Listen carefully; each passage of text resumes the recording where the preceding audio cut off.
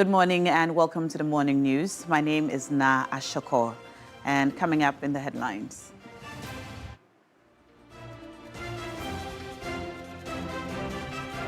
The Ghana Tertiary Education Commission, GTEC, announces officially approved fees for University of Ghana for the 2025-2026 academic year.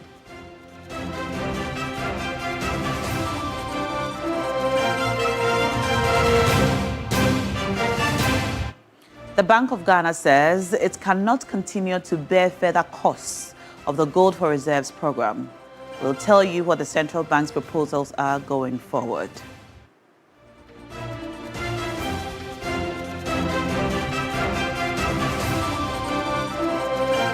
Now, independent power generators commend government for settling a portion of the legacy arrears owed to power generation companies.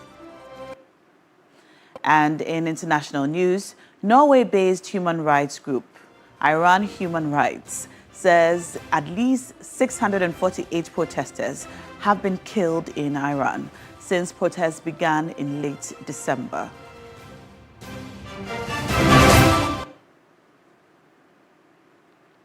And now the details. Residents of Teshi and its surrounding communities have been grappling with acute water shortage for the last 5 months. The news team visited the area and reports that nurses at a local health facility are forced to carry water from their homes to the hospital in order to work.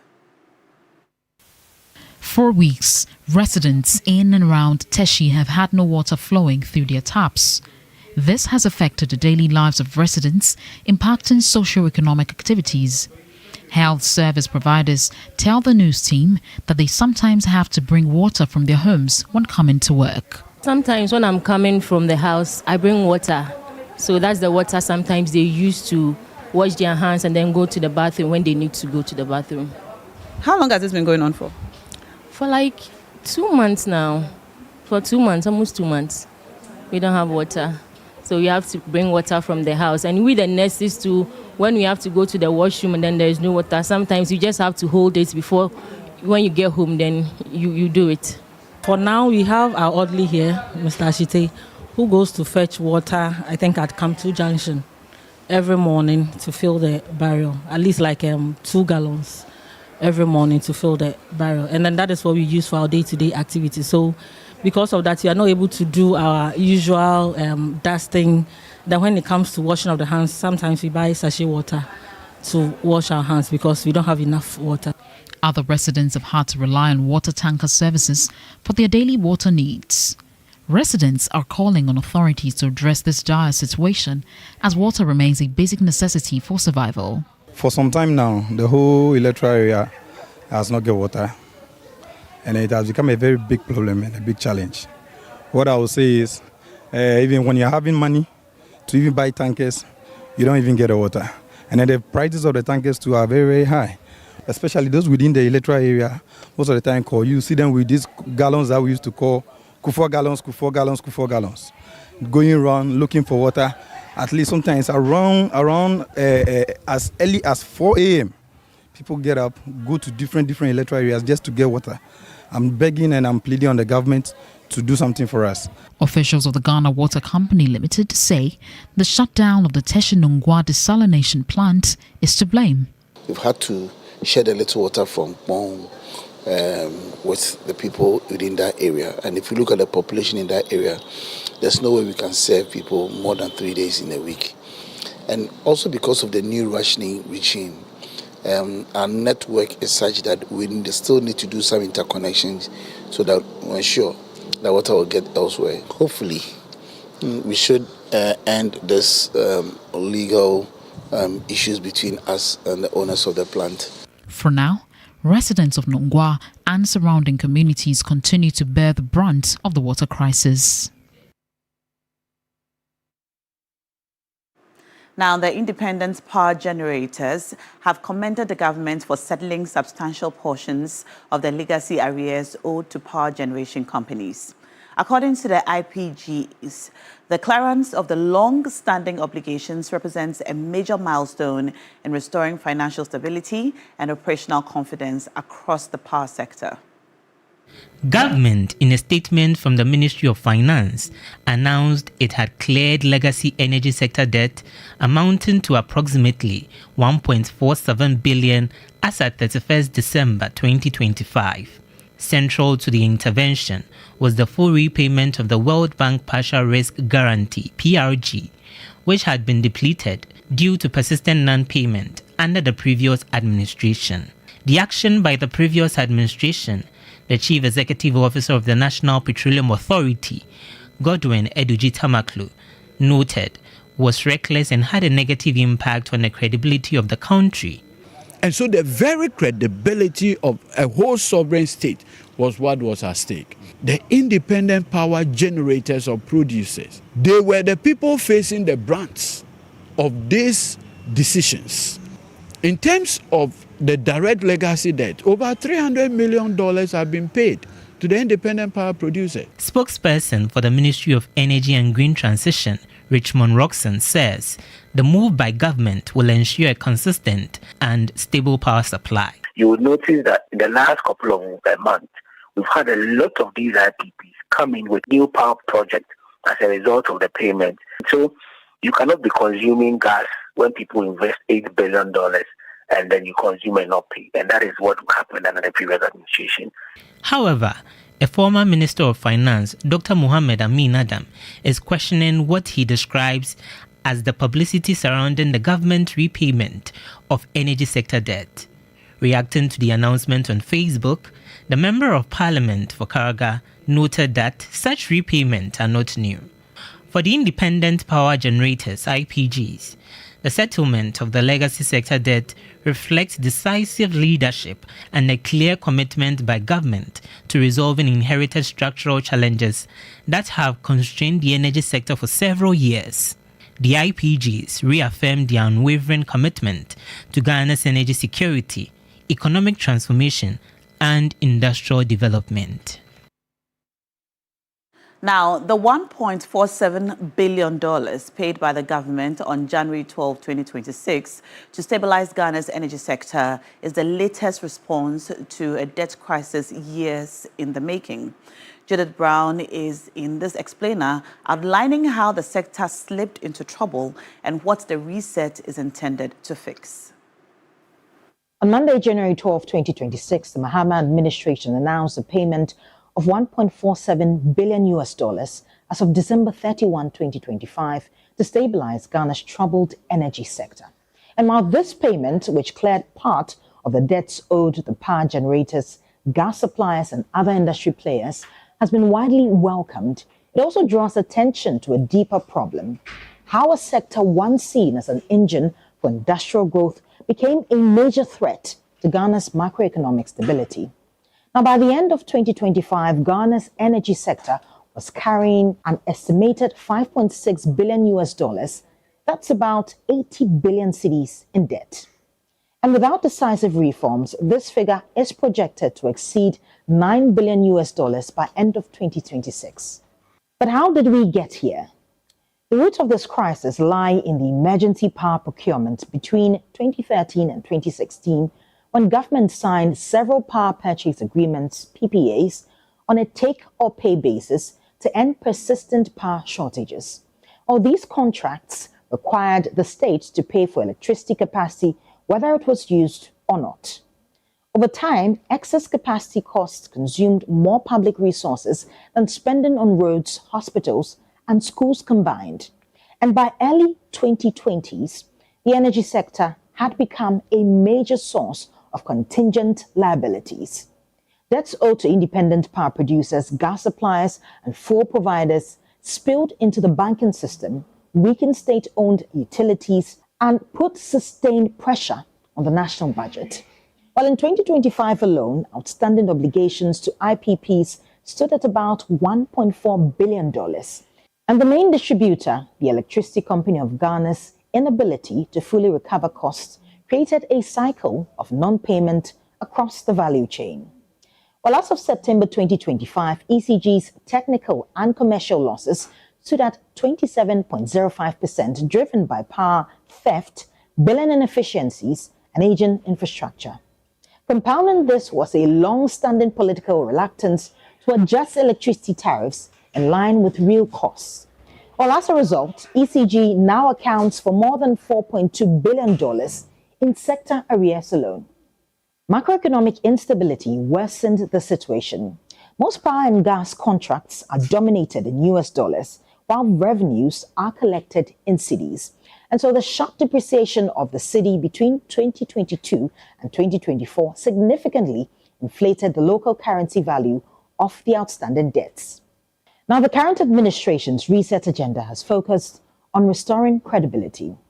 In its first year, the government has paid about $1.47 billion to clear gas arrears, restore the World Bank guarantee, restructure IPP debts, and resume programmed payments to power producers.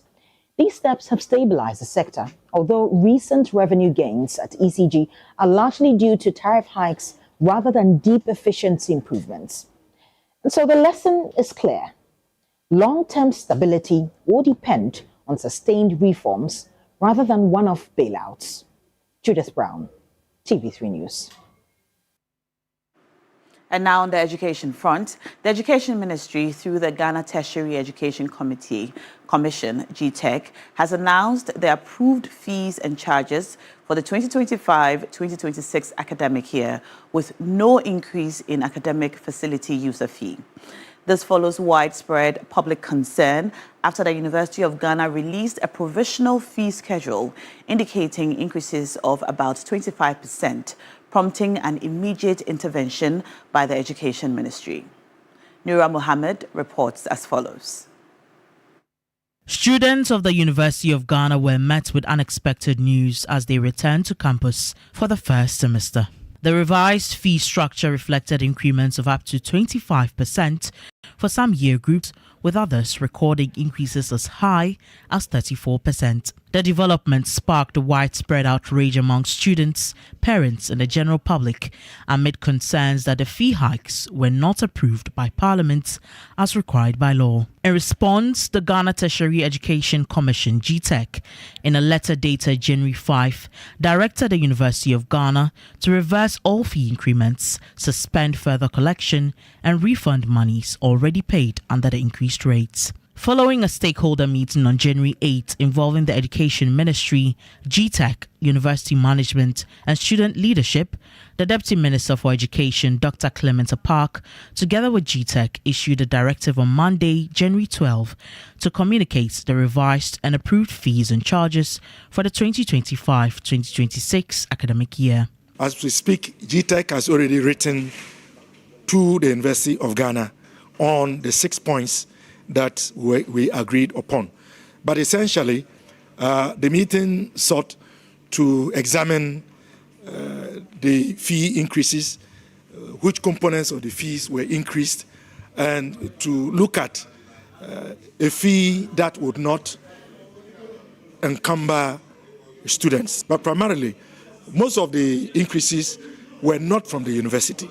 They were from third-party entities like the SRC and GRASAD. We believe that what we have given the go-ahead for the university to implement is acceptable to all parties involved. Yeah. The Deputy Minister further assured students who have already paid the increased fees that refunds or adjustments will be made, while also outlining possible sanctions should the university fail to comply with the approved fee structure. The initial directive from GTEC, as instigated by the ministry, was for the university to reverse all charges or payments made on the back of the initially reported increases. So we expect that that would have been reversed. Or there will always be sanctions. That is why, as a ministry and by the direction of the minister, everything we do, we work with the regulator. Although we are the ministry, we regulate tertiary education through the Ghana Tertiary Education Commission, who can crack the whip. So if UG decides to do otherwise, you can be sure that UG will be sanctioned. The Bank of Ghana says it cannot continue to bear further costs of the Gold for Reserves program and is seeking reimbursement from the Finance Ministry for its losses. At the Public Accounts Committee, the Governor, Dr. Johnson Isiama, revealed the program is being audited while the Gold for Oil program has been cancelled since May 2025. The minority in Parliament has filed a motion demanding urgent bipartisan probe into the losses made by Gold Board under the Gold for Reserves program. On December 29, 2025, the group suggested prosecution of a Bank of Ghana governor and the Gold Board CEO where negligence is established. On Monday, January 12, the Central Bank Governor, Dr. Johnson Pandit Asiama, says the Gold for Reserves cost is becoming a high burden. There are inherent costs in the trading model. That inherent cost is currently being borne by the Bank of Ghana, not just in 2025, but since the program started.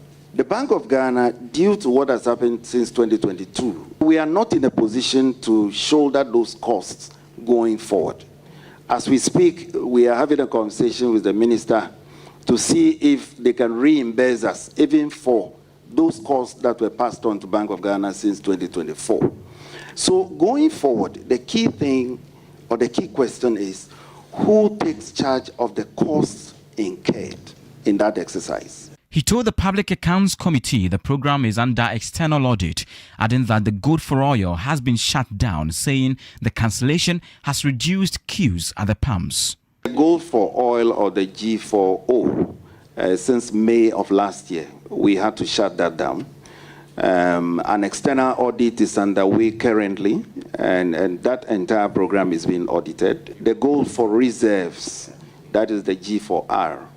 There's an external audit that's been authorized by the Bank of Ghana board, both from when it started until the end of 2024, thereabout. We believe that going forward, what we have to do is to reform them, to reduce the cost further, to treat them as quasi-fiscal interventions. Dr. Johnson Asiama mentioned the actual costs incurred over the years. The net loss for the Gold for Reserves, the losses in 2023 was 1,054.84 Ghana cedis. Then in 2024, the net loss for the Gold for Oil was 1.8 billion Ghana cedis in 2024. On the other hand, the net loss for the Gold for Reserves in 2024 was 3.8 billion Ghana cedis. Deputy Education Minister made a suggestion that there is a recruitment of non-teaching staff who would maintain sanitation at those second cycle institutions. But the Public Accounts Committee has ordered the management of GIMPA to retrieve an amount of 2 million Ghana cedis from 5 members who were sponsored to pursue PhD programs abroad but refused to return. The committee continues its hearings on Tuesday. Christian Yale, TV3 News, Parliament. And that will be all for the morning news today. Stay with us for the rest of TV3 Newday. My name is Na Ashoko.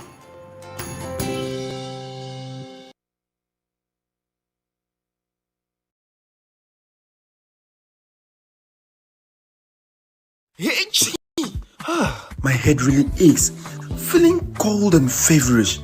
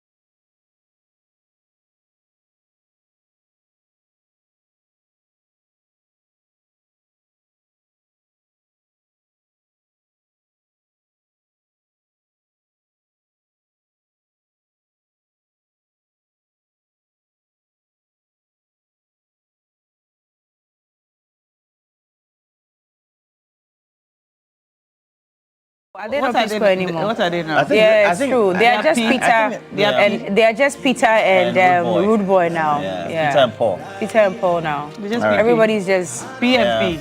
But those two looked good together. Yeah. And anytime they decide to come back together, they'll still look good.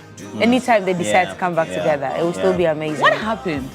Family issues. Yeah. There's a word usually Cookie would have used. I nearly used it. What was that? Happens. Yeah, life happens. Yeah, life happens. James Sanini. Yeah. Anyway. Life happens. Oh, so you're used to me saying that, right? Yeah. Life happens. Life happens. Yeah, life happens, life happens. Yeah. Well, anyway. Life and then another word. And what? Two. But it's okay. That one cannot be spoken. That one, It's not wholesome. No, it's not wholesome. Oh, I know what it is. It's not wholesome. Right. Good morning to all of you. Then you know me, pal. For life and that Yeah, one. you be my padiwa. You use them rough. You be my padiwa. If something piss you off, no, then I'll just say it, yeah. Charlie, good morning to all of you. Good morning. Good morning, Roland. You have a new outfit on today.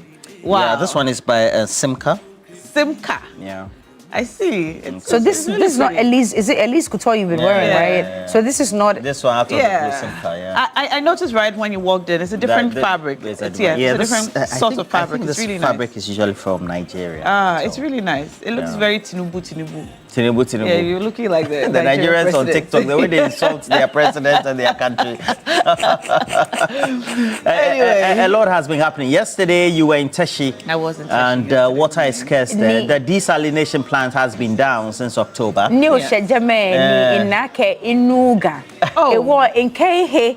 Akeke in Bagmane. Make Bwake. It's a no Kemia Ayajame.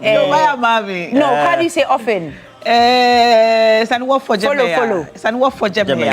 It's an work for Jamaica, so that I can speak because just in case I can you leave ni esanimaya nungwa alote Jame. Abajimi. Yes, I was in Teshi yesterday morning, Kamtu to be precise, because of the ongoing water crisis. Like you mentioned, the desalination plant, the Teshi Nungwa desalination plant has been shut down since October of last year. And it was the major source of potable water for the people in the community. Now, before the shutdown, it was providing about 60,000 metric. What's the unit of measurement? Tons now. Is it no? Well, it's water. It's liquid. Cubic meters. Yes, cubic meters. 60,000 cubic meters of water to over 500,000 people in the Teshi Nungwa community, and some people in some parts of La, and some parts of Spintex, and some parts of Tema. Yeah, some parts of Tema as well. Since October, there was some rationing that was going on. So water was coming once a week. But for the last 2 months, the water has stopped flowing altogether. So water is not coming to the taps. We've mentioned it here. I talked about it a number of times here, because some parts of Spintex is also experiencing it. As well. But Ashaiman, you guys are okay? We get a source of water. It's not from the desalination plant. But now we are all getting it from Pong, and they are just rationing it for all of us. I don't. You may not know. I don't get water often. The complaints have come from other parts as well, but as for Teshi and Nungwa, the water is not flowing at all. And I see that assemblies are helping. So yesterday when we arrived in Camp 2, the drip tankers. So the drip is a district road improvement program. Yes. Yeah, tankers, which are supposed to do the drip work. The assemblies pay them to bring water. And these tankers come from. They source the water from Abelengbe and many places. Not even around. Teshi. They are not getting water. It's well water, right? Yeah. Is that what you're trying to say? If it's available. Yes, because most of the time when we buy water, you see that it's hard water. Yeah, it's hard water. It's hard. Yeah, it's hard water. So I mean, it's hard water. I'm always giving shouts to the. I'm always giving shouts to your friend. Israel Ajeto Chema. I'm always giving shouts to him. You meet him yesterday? Just because I appreciate the work he's doing. Yes, but yesterday I really came to appreciate Kuzo, Ajeto Chema and his team and the assembly, and in fact everybody that's helping.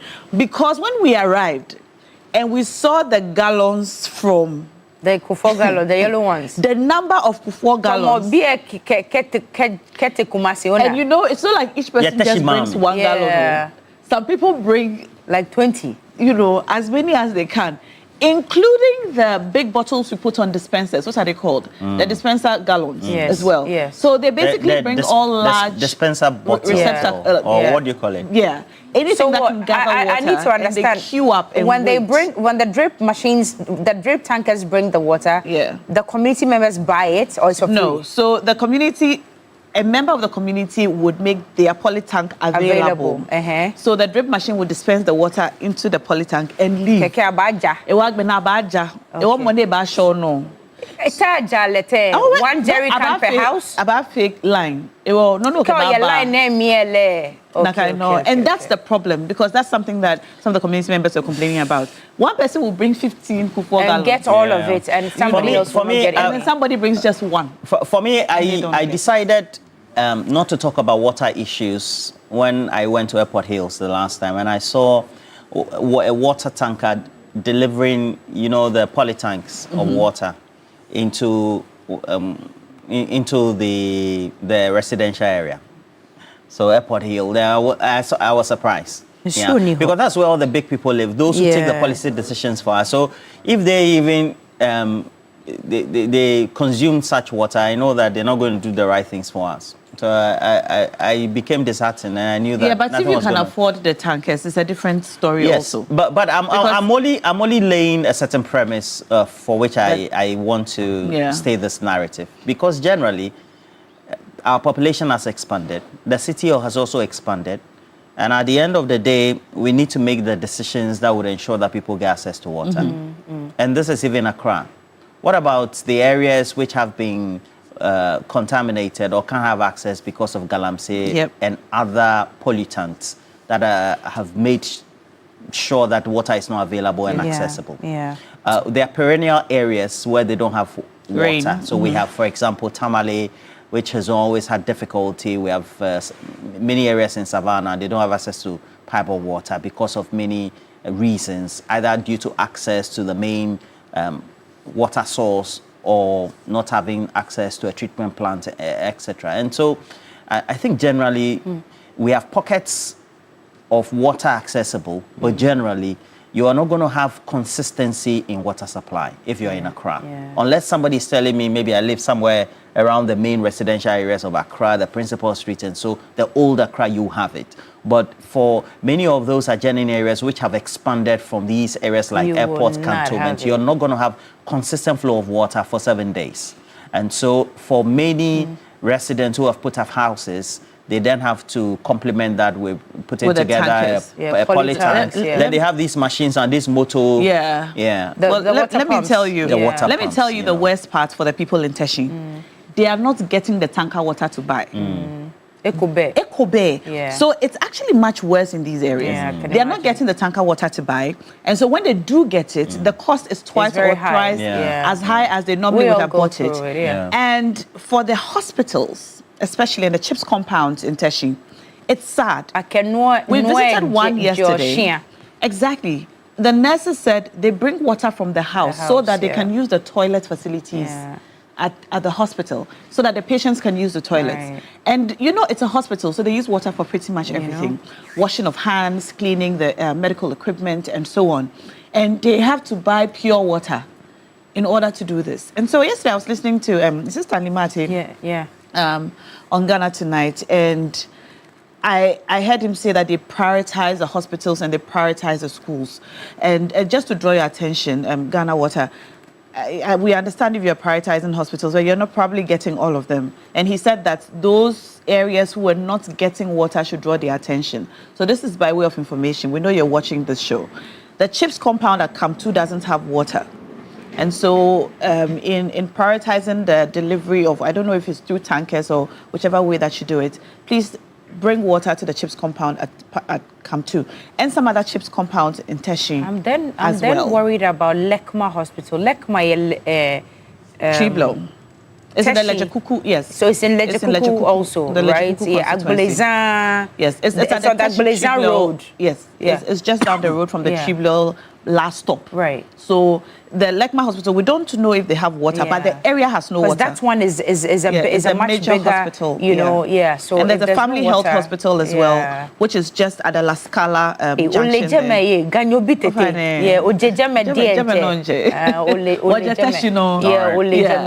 But it's not just Teshi. You're going today to... I'm going to Nungwa as well. To Krowo. Okay. So I'm going to Nungwa or Krowo because we were in Lojokuku yesterday, and so today we're going to go to Krowo. That's Nungwa and its environs, to go and assess the states with which residents are coping, more importantly, because access is not available. So once you don't have access, then there's nothing we can do about it but to keep asking. But just to look at the state with which residents are coping and which other means have they resorted to getting access to water is very important. So that and you know, as we ask the questions, Cookie, yesterday I was listening to Stanley Martin Ghana Tonight, and he said something that I thought was, I don't know if I should say interesting, but he said it is for the benefit of the same people who are complaining that the desalination plant is currently not in operation. And he mentioned legal issues too, legal issues. And then he also mentioned standards. Yes.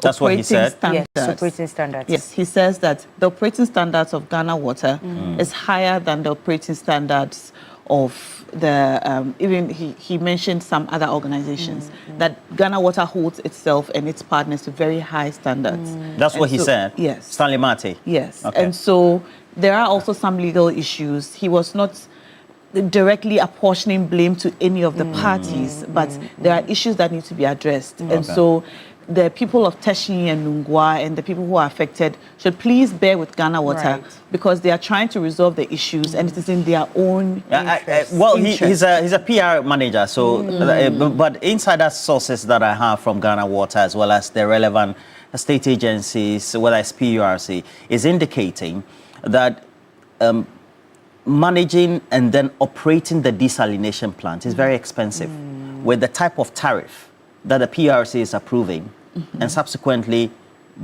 made for us to pay the consumers. It's way too low, right? It's way too low. It cannot so sustain operationally, the cost is very high. So the Ghana Water is in a position to be able to pay their portion of the operational cost. But the other subsidy that will be needed will have to come from the Ministry of Finance. It's not coming through. And so I think they are in a fixed or indecisive position because if the management of Ghana Water Company talks directly to this and assigns the reasons why the desalination plant is non-operational, it's going to be like the management of Ghana Water Company. They chook the government. You understand? But that's the reality on the ground. The reality is that the finance ministry is not committing to pay that part of the subsidy or that part of the operational cost, whilst the Ghana Water Company has been able to do so. To pay their part. Yes. So there's a component that needs to come from the government of Ghana through the Ministry of Finance, and then the Ghana Water Company also gets to do the subsidy as well, because operating a desalination plant is expensive. Yes. It's not like normal water that you go and take from a source. This one you're taking seawater, very saline, treating very it. salty, and so generally it means that it's going to be more expensive. Yes. And that's the reality that's confronting. And it's not the first time that there's a problem with the cost of operation for the desalination plants. Generally across the world, in the past? Yes, generally across the world, operating desalination plants are expensive. It's high-end technology. It also means that the cost is very high, and at the end of the day, you should be able to intake it or off-take it. That is the main problem. So I understand Salimate and trying to manage. Because PR, that's what you do. But the reality for the residents, I mean, they are suffering, you know. And it's not only within Teshi and Nungwa who get to enjoy it. You extend it to Spintes, there's Chado, and some parts of La. And all that. Anyway, Papa Ro, Yeah. today is Daddy-O's birthday. Oh, Daddy-O. Yeah, Daddy-O Okanse. Emmanuel Okanse. Daddy-O. Bishop. He's a bishop, right? He's not a bishop. Just call him Emmanuel Okanse. He's good with that. It's my mom, rather, who is the pastor. Oh, okay. Yes. So your mother is a pastor? Yes, all right. So pastor's husband. Yes. Right. Emmanuel Okanse. Emmanuel Okanse, it's your birthday I know today. you're watching. Good morning, good morning, and to happy you. birthday. And it's KOD's birthday as well. Oh, Kofi Otredako, Director, Diaspora Affairs. Hey, KOD. KOD is your birthday. It's your birthday as well. Oga, good morning, and happy Fantastic. birthday. We'll meet later. Yeah. Later on in the day. And then it's also the birthday of the Honorable Rolex Agbe Miheso, who is the NDC Anglo constituency chairman. What's his name? Miheso. The Honorable Miheso. Miheso. It's called Honesty. But that sounds really good, though, Miheso. Miheso. Yeah. So he's called Sounds French. the Honorable Rolex Agbe Miheso. Rolex, AKA Honesty. Honesty. Rolex. Wow. And then Miheso. Right. Okay.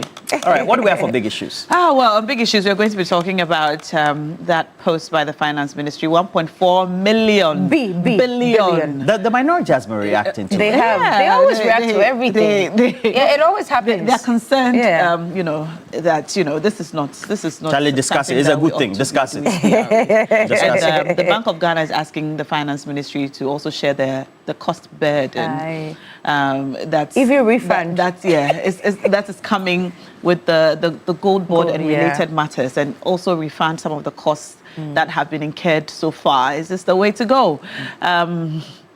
This is a question that we're going to seek further answers to. Yesterday, the governor of the Bank of Ghana appeared before the Parliamentary Accounts Committee, and conversations about the gold board, gold for reserves program, gold for oil program, which they say was scrapped since May of last year, and how the gold for reserves program is doing and the cost to the country, and who should bear the cost, really. They're saying the burden must be shared. The Finance Ministry has to pay, and they're asking for a refund as well of some of the costs that have already been incurred. What are your thoughts on this? We're going to be discussing this further on the big issues, and then we're going to go to Nungwa. Yeah. And then we're going to bring you sports. We will. A lot happening Definitely. in the world. There's of sports. too much going on. We don't see you at the GPL games anymore. I'll come back. You come back. I'll come back. Who do you support? Yes. No, not Kudus. Hohoi United. Hohoi that we beat last weekend. I know you people beat us. Even my own brother Rashid, even my own brother who's from Hohoi supports Hearts of Hope. Can you imagine? Rashid, I don't even understand. My own brother Rashid, my own Akwela house in Hohoi supports Hearts of Hope. Please, I don't get it. I want to give him shout. Rashid Adams. Rashid Adams. Yeah. You are a wise man. Rashid Adams.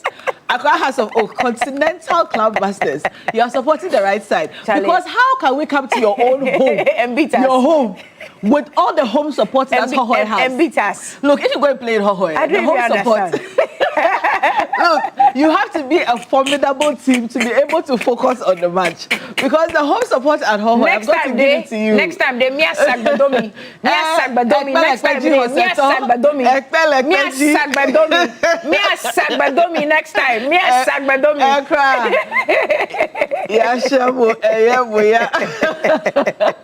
Anyway, so we'll bring you sports news, and also our colleague is in Morocco, right? Is in Morocco. Yeah. And, if it was in Accra, you would have mentioned it. Morocco. A lot of cold, fancy winter jackets. He's exaggerating the winter.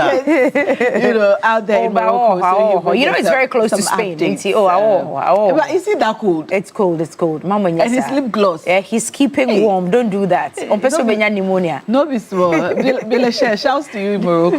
So we're going to go on to this morning now, and we're still talking about the water crisis. If you're facing this water crisis, let us know. You can call us and let us know. Even if you're out of Teshin or Nungwa, wherever you are in the country watching us, let us know what your water situation is. Because in any case, they want to know where the hotspots are. They want to know where the hotspots are. So they're asking us to tell exactly them. What the Ghana Water Company wants to know where the problems are. Yes. They're watching us this morning. Ghana Water is watching us, and so call us and let us know where you are and what your water situation is and how you're coping. It's time for This Morning.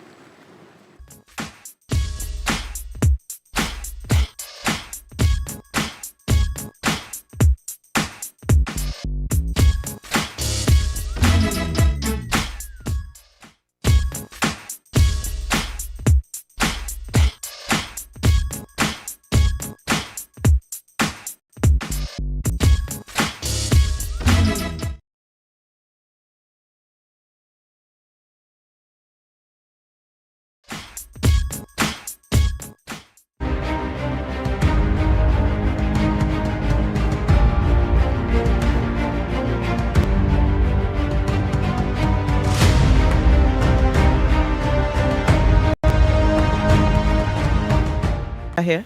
No, please. You don't have water operating here at the facility? No. How are you able to do your work? We know that water is very important in healthcare delivery. How are you able to do your work with no water? Okay, so for now we have our orderly here, Mr. Ashite, who goes to fetch water, I think at Kamtu Junction, every morning to fill the barrel, at least like 2 gallons every morning to fill the barrel. And then that is what we use for our day-to-day activities. So because of that, we are not able to do our usual dusting. Then when it comes to washing of the hands, sometimes we buy sachet water to wash our hands because we don't have enough water to go ahead with. You buy sachet water to wash your hands? Yes. And for patients who need to go to the bathroom, I mean, for healthcare delivery, you would need water. Do they all rely on the water that comes from the water that the orderly goes to fetch in the barrel? So sometimes when I'm coming from the house, I bring water. So that's the water sometimes they use to wash their hands and then go to the bathroom when they need to go to the bathroom. How long has this been going on for? For like 2 months now. For 2 months, almost 2 months. We don't have water. So we have to bring water from the house. And we the nurses too, when we have to go to the washroom and then there is no water, sometimes you just have to hold it before, when you get home, then you do it. And this has been going on for 2 months. Yes. Have you been told anything about a possible solution to this problem? Not really. No, they've not told us anything. So we are just waiting. And this orderly who goes to fetch the water, is it part of his responsibilities? Do you have to pay him extra to do this? And who pays for the water that he fetches? So sometimes we give him money to fetch the water. As in your pocket money as a nurse? Pocket money as a nurse. It's not his responsibility, but since there is water crisis, we've added to it. And does he always get water from this location? No, he doesn't. Sometimes he has to go as far back as Kamtu Junction to get the water.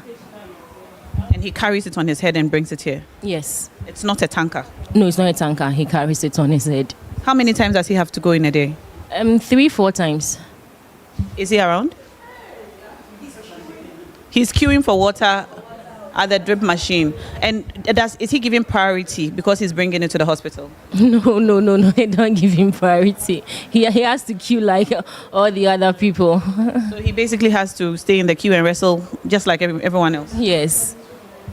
Even though he's bringing it to a medical facility? Yes, he has to queue. They don't care. He has to queue. Have you had to turn people away because you can't give them the treatment they need because of the water crisis? No. We don't. Right. If we don't have water, still we attend to you. Thank you so much for speaking. And that was the CHIPS compound at Camp 2. Nurses, you could see them just sitting down, waiting for water so that they could even mop the floors of the CHIPS compound yesterday morning when we went there. Now, after we put this out yesterday, we got a lot of you commenting under our post on social media saying, it's not only Teshi, it's also this area, it's also La, it's also that area, and giving us information. Now, the PRO of the Ghana Water Company has asked residents of, wherever you live to tell the Ghana Water Company where the problems are. If you are not getting any water at all. So you can call us now and let us know what the situation is where you are. The phone lines are now active. All right, we have Yaya joining us from Tema. Hello, Yaya. Yeah, good morning, madam. Good morning, sir. Welcome to the show. Exactly where in Tema are you calling us from? I'm calling you from Tamale, inside Agric. From Tamale? Inside Agric. Yeah. Okay, right. What's the water situation there?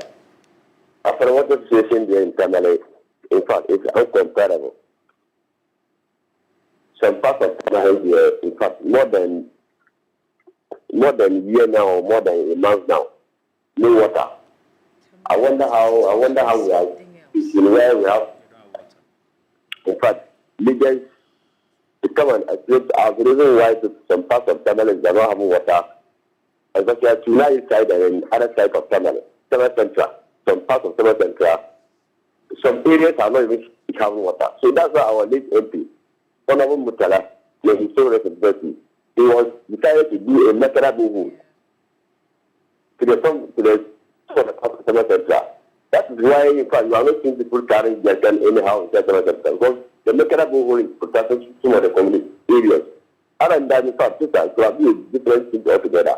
So I want to plead the authority.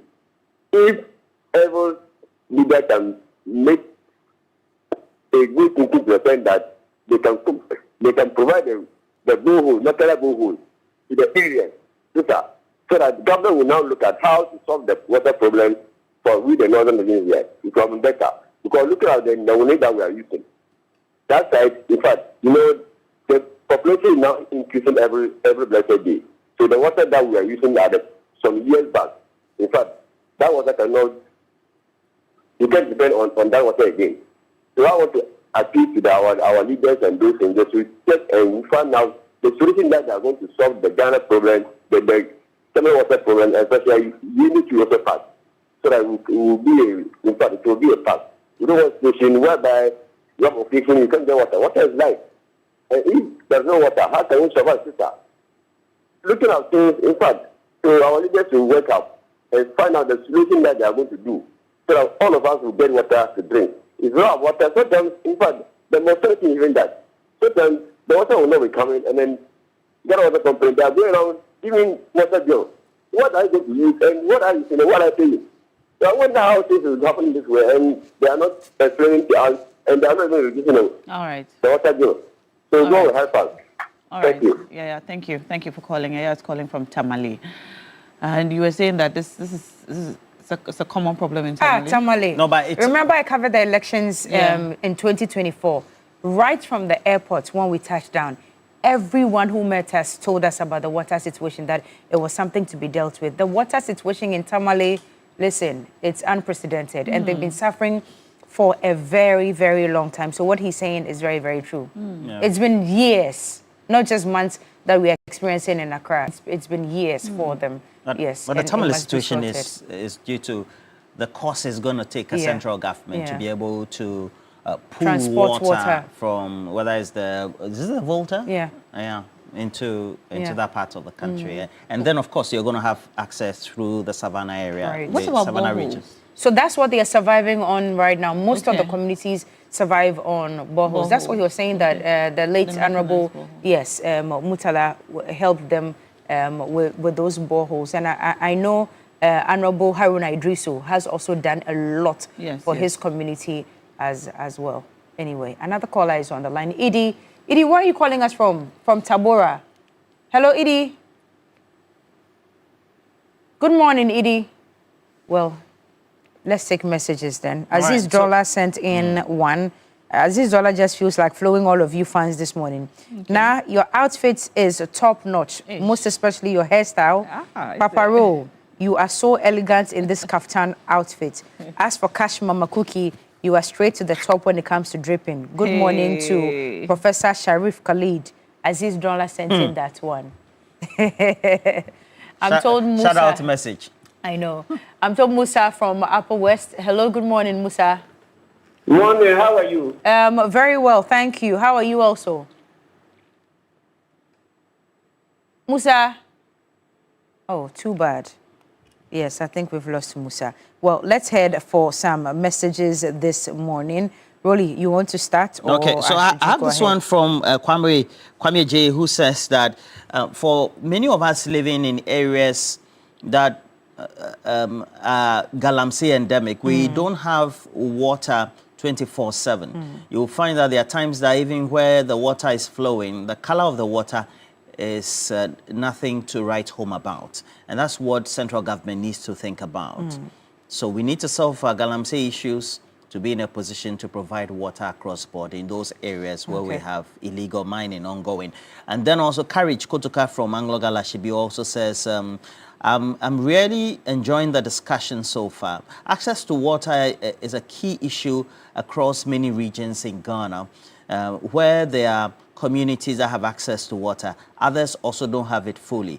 And I believe the people of Teshi and Nungwa are just going through a myriad of problems relating to water that other communities across the country are going through. A happy birthday to the Honorable Agbe Miheso, the NDC constituency chair for the Anglo constituency, and that's coming from Kotoka Courage. Bosco Wycliffe says, good morning, Rolly and your crew.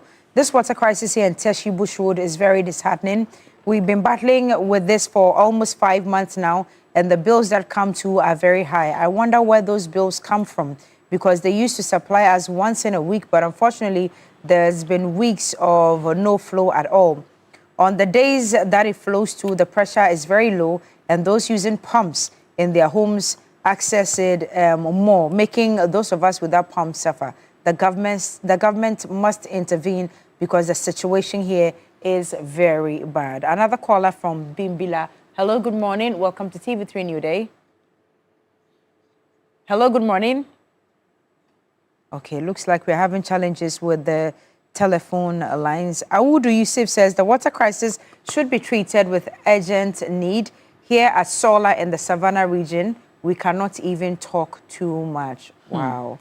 Well, Clara Ankra says, please, East Legon, Nana Krum, Botre and its environs, we also do not have water. Right. Now, for those of you who were asking about other alternatives to, good water supply in Teshi, this is information I just have from the office of the MCE. So 2 mechanized boreholes are currently under construction or is about to begin.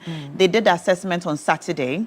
So 2 mechanized boreholes are coming up in Teshi, one in Camp 2 and one at the Gorno School. Okay. So your MCE, Kuzo, Israel Ajete Ochema, is working on 2 mechanized boreholes, one at Camp 2 School and then one at the Gorno School. Now, these schools are a cluster of schools, and so it's one of the hotspots. When there's no water, it affects education, learning and teaching. So the Gorno School, if you've been there, it's a cluster of schools. I don't know the population, but I grew up there, and so I know how big it is. And so it's a great spot for a mechanized borehole, and also the Camp 2 School. So again, the Lejakuku constituency, for those of you who were asking, hopefully your boreholes will come up soon.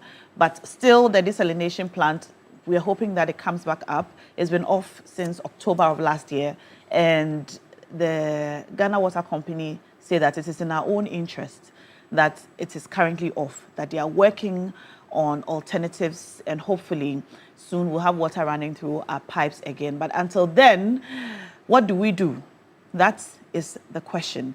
And if you are outside of Teshi or Nwai, you're also experiencing this, in fact, nationwide, let us know how you are dealing with this water crisis. We have another caller joining us on the line.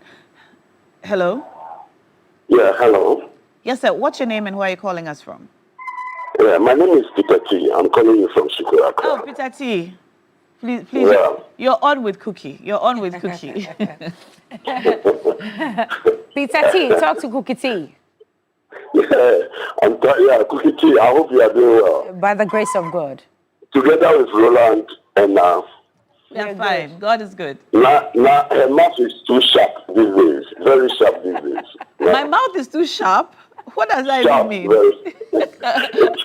Anyway. Anyway, about this water problem, I suggest that I think water authorities must be up and doing, because this thing is all over the place, especially in Nigeria for some time now.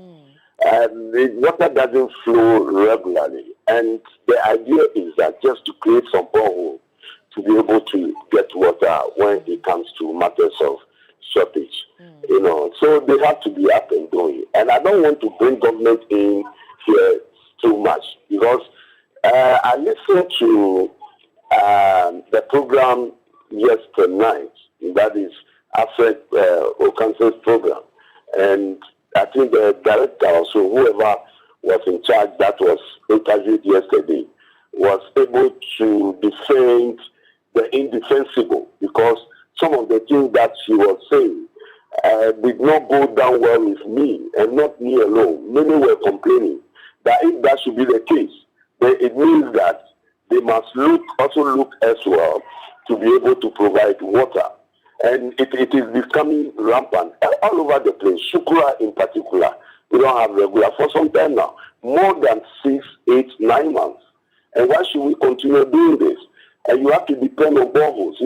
Not all skin that want to go alongside borehole water.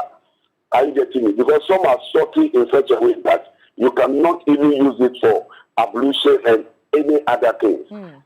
And we depend on that for cooking and whatever it is. We cannot do that. So let me also seize this opportunity to say good morning to Alhaji Yaokondo, Alhaji Mahdi, of National Democratic Congress, all of them, and then Alhaji Chairman Ava and Raouf. Thank you very much. Thank you. And let's see what we can do. Kutuki, you are always superb. I don't know the description that I can give you that will make you look so extra friendly. Hey, Peter T. Charlie, Master Planner of phone, so please pick up that call. That's your friend. Master Planner Junior, how are you? Master Planner. Oh, well, I think he's gone off. He's on. He's gone off. Master Planner has gone off. So we have a number of messages. And this one is coming from Eugenia. Eugenia from Ho says that the water situation in Ho Kukompe Junction to Panoe is very bad. We get water once in 2 weeks, sometimes once in a month. And it usually flows midnight. Before morning, it stops, Eugenia Ho. Then asks the question, how can we have the Volta River and many others and still be suffering as a country? Well, you have a point there. Master Planner. Charlie, what's up? Let's say. How are you? Chaladeo. What they go on? Where DMB day now? Where Baumia day now? Now, Baumia is done with the northern region. Okay. We are yet to kickstart with the final region, that is Ashanti region. I think the reception at the northern region was so fantastic. So all the 15 regions have been dealt with. Now we are left with Ashanti region, final counter. And inshallah, the delegates there will welcome Dr. Baumia. Now you have 18 days to go. Okay. I'll continue to plead with the NPP delegates to vote for Dr. Alhaji Mahmoud Baumia, number 3 on the ballot paper. No, inshallah, if NPP really wants power, 2028, Dr. Baumia is the best bet to win power for NPP. Papa, yes, let me say special good morning to you and then cookie tea. And then now you are really doing a fantastic job. You guys are really looking fantastic this morning. Hey, boss. Roland. Yes, sir. With this issue of water crisis, I think government should be deliberate about it. I always say this. Water and sanitation, these are the 2 key things if the government is able to tackle. We don't even need to be talking about health insurance and stuff because our health depends on these 2 things. Water and then what? Sanitation. So we are pleading with the government. Northern region, for instance, it's been years. I did my national service as a woman. The task comes once a week. Sometimes that tells you they won't open the task. So it's very, very disastrous. Those people staying there, it's not easy for them.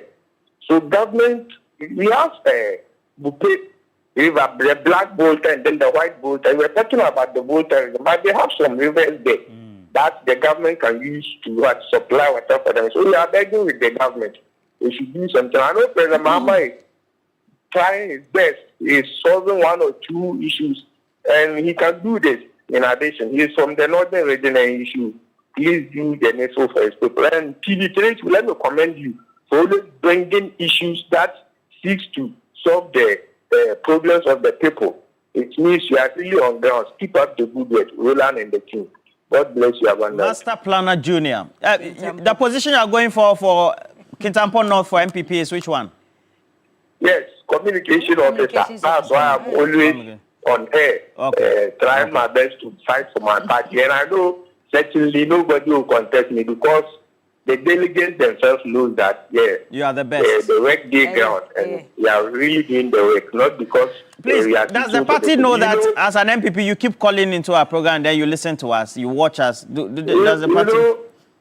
I don't know about that. I know I'm a policy analyst, so I call as policy analyst, not just MPP. Yes, sir. Yes, sir.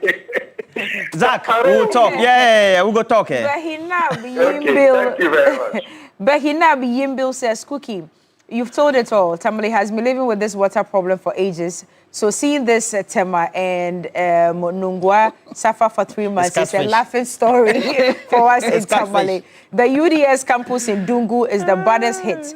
Water does not flow through our tap. Meanwhile, we have taps in our homes, but yet no water is flowing. Listen, for all the MPs in the northern region, from Mutala, the late Mutala to Suhini, all of them have provided boreholes, but it's still not enough to take care of the water crisis in the northern region. We sympathize with you and we feel your pain. Another caller is on the line. Our last caller, I'm sure. Okay. Hello, good morning. Hello, Cookie, how are you doing? Very well, by the grace of God. Who's speaking? I'm calling from Ponka. And your name is? My name is Mugabe. Are your taps flowing, Mugabe? Yes. Bukatamansu is which area again? Cookie, and brother, good morning to all of you. Good morning, sir. Now, you know one thing. We have been living in Ponka, especially Switzerland, Sion City, Mexico, all these places are in Ponka. Where's Ponka? Is it close to Lejukuku? No, so it's after Shaiman. Yeah. Bonkata, and there's Switzerland over there? Before you get to, There's Switzerland. So, Switzerland. There's Jerusalem, those places. Okay. Yeah, Jerusalem we know, but Switzerland is this is the first time. Oh, wow. So where is that Switzerland? I was confused. But there's Israel. Yeah. Once you have Israel. All right, go on, sir. Go on. Switzerland is after New York. New York. When you branch, there's New York as well. Yes. Oh, yes, wow. New York, Switzerland, Mexico. Now I understand why they say United States of Ashaiman. Number 1 and number 2. The Ponkatawas is also a municipality. Wow. Aside. Okay. We don't even have the pipeline. You mean in Switzerland and New York, there's no water? No pipeline in this area. Now you will talk about even water. Oh, wow. So, I don't know. And the Excellency John Mama is aware. Because he promised us in the year 2020, during the election, that you will make sure that you give us the water. Then this one we have to call Trump. They should try to talk to the water utility corporation to bring us even pipeline before they get at the water. Because we have been living in the tankers for past 10 years since I moved to this place. Okay. 10 years. We only depend on the water tankers. We don't even know the quality of the water, where they are even researching it from. And you can even imagine the bar road within the Ponka is even blocking some of the water tankers to bring us water. Because we don't have 1 inch of asphalt in Ponka. All the roads are all potholes and everything. So we are putting to our MC and Honorable Joseph at 2013 to talk to the water. Which promised that in the year 2020 that you make sure he extend the pipeline to our home so that we can get the water. We are still waiting for it. Okay. All right. Okay, so a number of messages. This one is coming from Kofi Kwating Amenin Kukru, who says that in my area, our water supply comes from the Nsawam Waterhead Works. I can confirm that the water they send through our taps is literally not treated. Literally, because you cannot see. In fact, I posted a sample from the last 3 months on my Facebook wall and even tagged the managing director of the Ghana Water Company, but nothing has changed. The situation is really bad. The water is often discolored and has a foul smell. A foul smell, pa. And then I have Sheikh Abubakar Dapar, who is the president for the Light Foundation, always flying to Tamale and back in the northern part because Light Foundation, they undertake a lot of charity work. It's a big NGO. He says that the water crisis in Tamale, it's more than a crisis. If there's any other word to describe it. If you keep buying, and it's really serious. And the less privileged are those who are suffering. Indeed, residents of Tamale and its environs are suffering too much. And we have this one from Kweku Sprayer, says that Tema Community 3 around International Maritime Hospital, sometimes water flows just once a week. But almost 2 weeks now, water has not been flowing.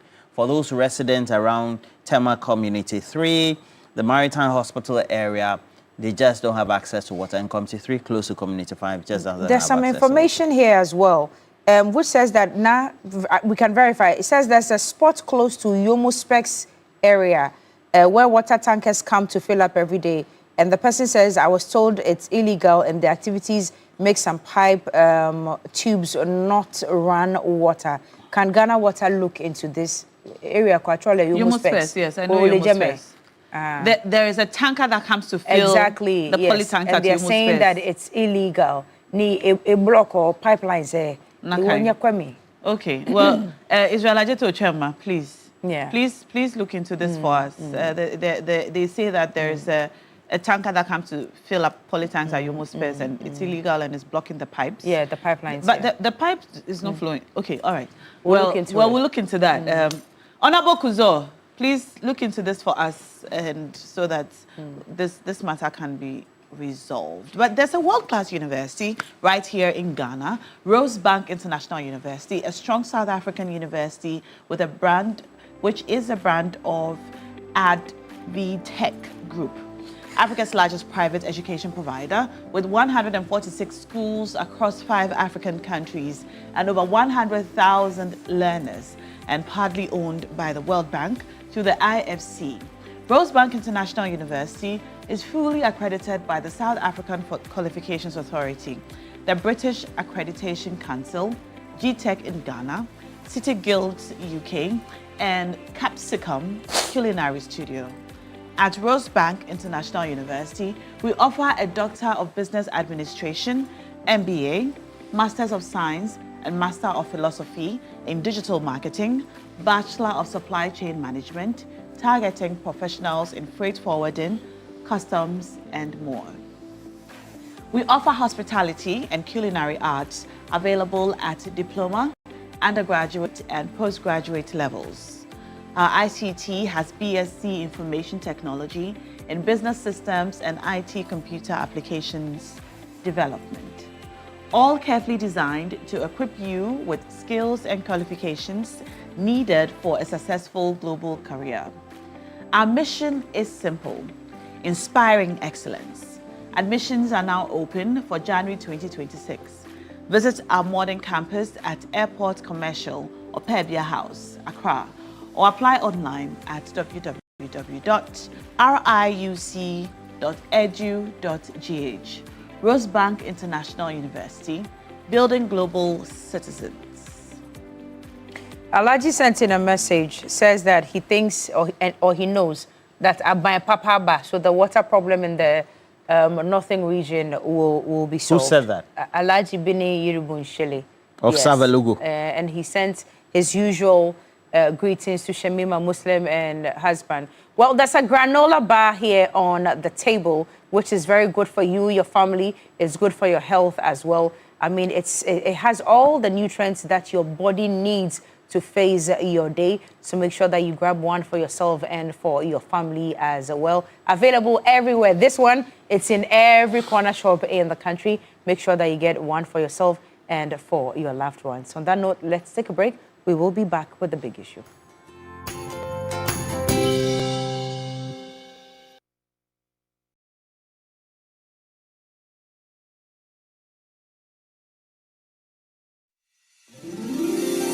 Enjoy your best ever Christmas at Vallado. Priceless. Bathroom furniture, kitchens, and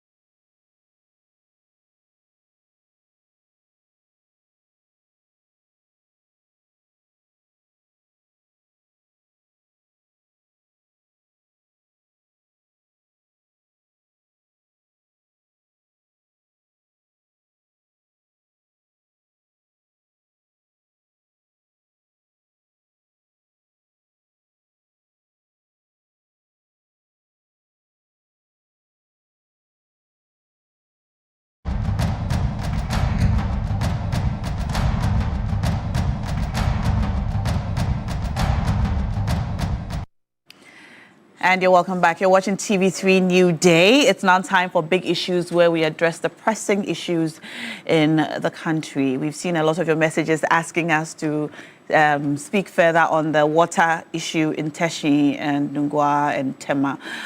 We will do that later on the show today.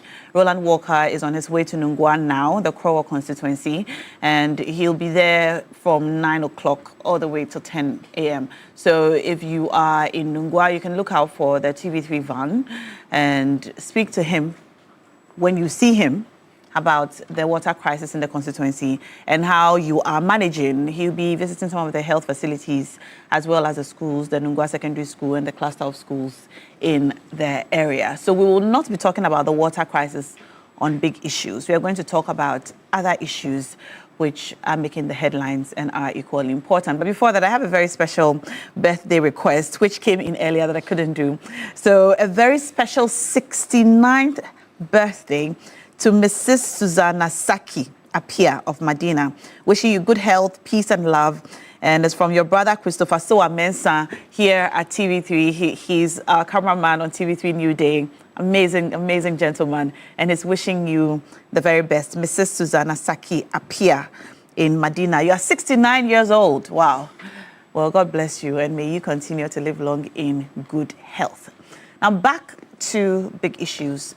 This morning, we're going to be looking at two main issues making the headlines.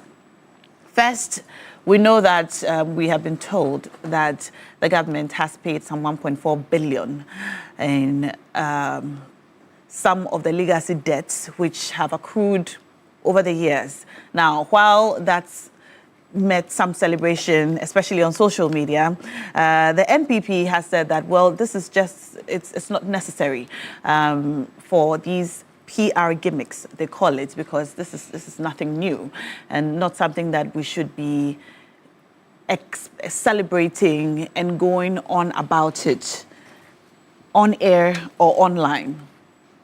All right. Now, we'll bring you more information on that. So the government, according to the government statement, $1.470 billion has been paid. The World Bank risk guarantee of $597.15 million has been fully repaid, restoring the facility in full. Also, the government of Ghana, under the leadership of President John Dramani Mahama, has decisively resolved the crippling energy sector debt that posed one of the gravest risks to Ghana's financial stability. And the government has successfully renegotiated all independent power producer agreements to secure improved value for money for the people of Ghana. All right. These are just excerpts from the statement that came in after the announcement. We saw that press release. We can't bring you the full press release, but these are just excerpts of the release. Now, let's listen to the reaction of the minority on this matter. So, this was the reaction of the minority on the matter. And it was from Honorable Amin Adam. And he said, the NDC government does PR with everything. Paying energy sector debts of 1.4 billion is not new. As captured in the 2025 budget presented by the NDC government, the previous NPP government paid $1.4 billion of the energy sector debts in 2024 without making any noise about it.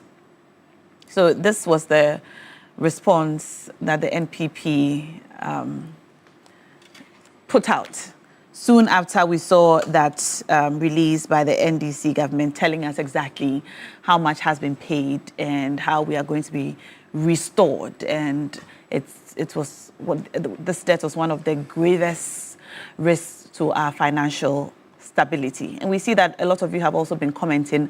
I'll read some of your comments as we go.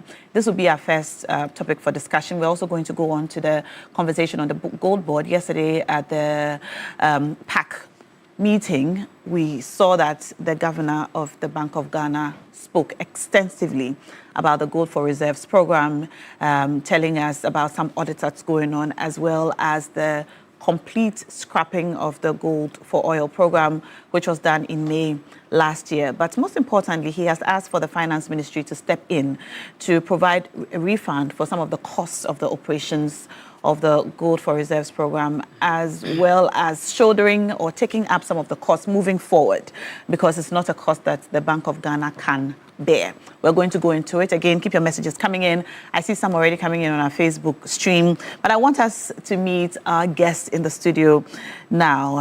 In studio this morning, we have our lawyer, Austin Bracco Powers, joining us. Good morning, lawyer. Good morning. Welcome to the show. Thank you. Great to have you. And Happy New Year to your viewers. You've been here this year? No, this is the first time. Oh, you weren't here last week? Yeah, I wasn't right, here. Right. I was attending a conference outside, so. Right. Great to have you. Yeah. Seated next to him is his learned friend. My friend. My lawyer. Friend. Richmond Roxton. Were you classmates? No. He's my junior by far. But student politics. Oh, student politics. Undergrad level? Yes. Okay. I see. Well, great to have you. Good to see you. And meeting you on the first time, for the first time on the show, I believe, or second time?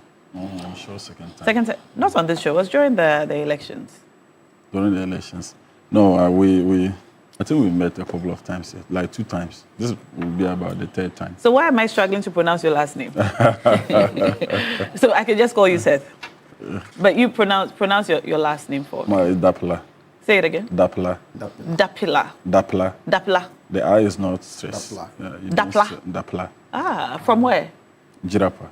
From Jirapa. Yes. Right. Of course. Okay. And in-house. I'm the MP for Jirapa. Yes, of course. Well, we have a conversation outstanding. And also in the studio this morning, our resident researcher, whose brain, I say, carries all of the research he has ever done and never forgets anything. Dr. Ramsey, great to have you in studio. Thank you so much. Good morning to you. Good morning to your viewers. Great to have you in studio. Now, we're going to go straight to begin with our energy sector conversation and the legacy debt, which the NPP government, the NDC government has put forward that they have been able to pay up to $1.4 billion off. And it's great to have you, Seth, especially in studio this morning to kick off this conversation for us. Now, we have received some, or you have received some backlash since this information came out, that this is not new or special, and it's not something that we should be making any crusade or campaign about. Do you agree with this? Let me say good morning to your cherished viewers, and then use the opportunity to say Happy New Year, because it's my first time in studio this year. You too, right. The last time we saw you was in December, yes. Yeah. Yes, it was in December. It's important that we put the matter in its proper perspective, because if we look at the energy sector that was inherited by this government, to use the word challenging would be an understatement. It was a very, very difficult situation. The whole of 2024, there was load shedding every month in 2024. And typically for an election year, you would think that every government would want to look good. So no matter how bad your administration is, as we witnessed under the previous president, you would want to look good for the electorate to vote for you. Unfortunately, we're shedding load, and in December 2024, we're shedding load up to over 700 megawatts. 700 megawatts is like 3 times the plant of Ameri. So it should tell you the problem. 700. Over 700 megawatts. And these are data that can be confirmed from Gridco. You can go under the RTI and then apply.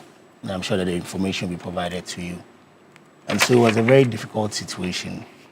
If you recall, just before the swearing in of His Excellency the President, President John Dramani Mahama, at the time, my minister, Honorable Dr. John Jinapor, who was the spokesperson for the transition team on energy, disclosed that we had practically less than 3 days of liquid fuel available to power our thermal plant.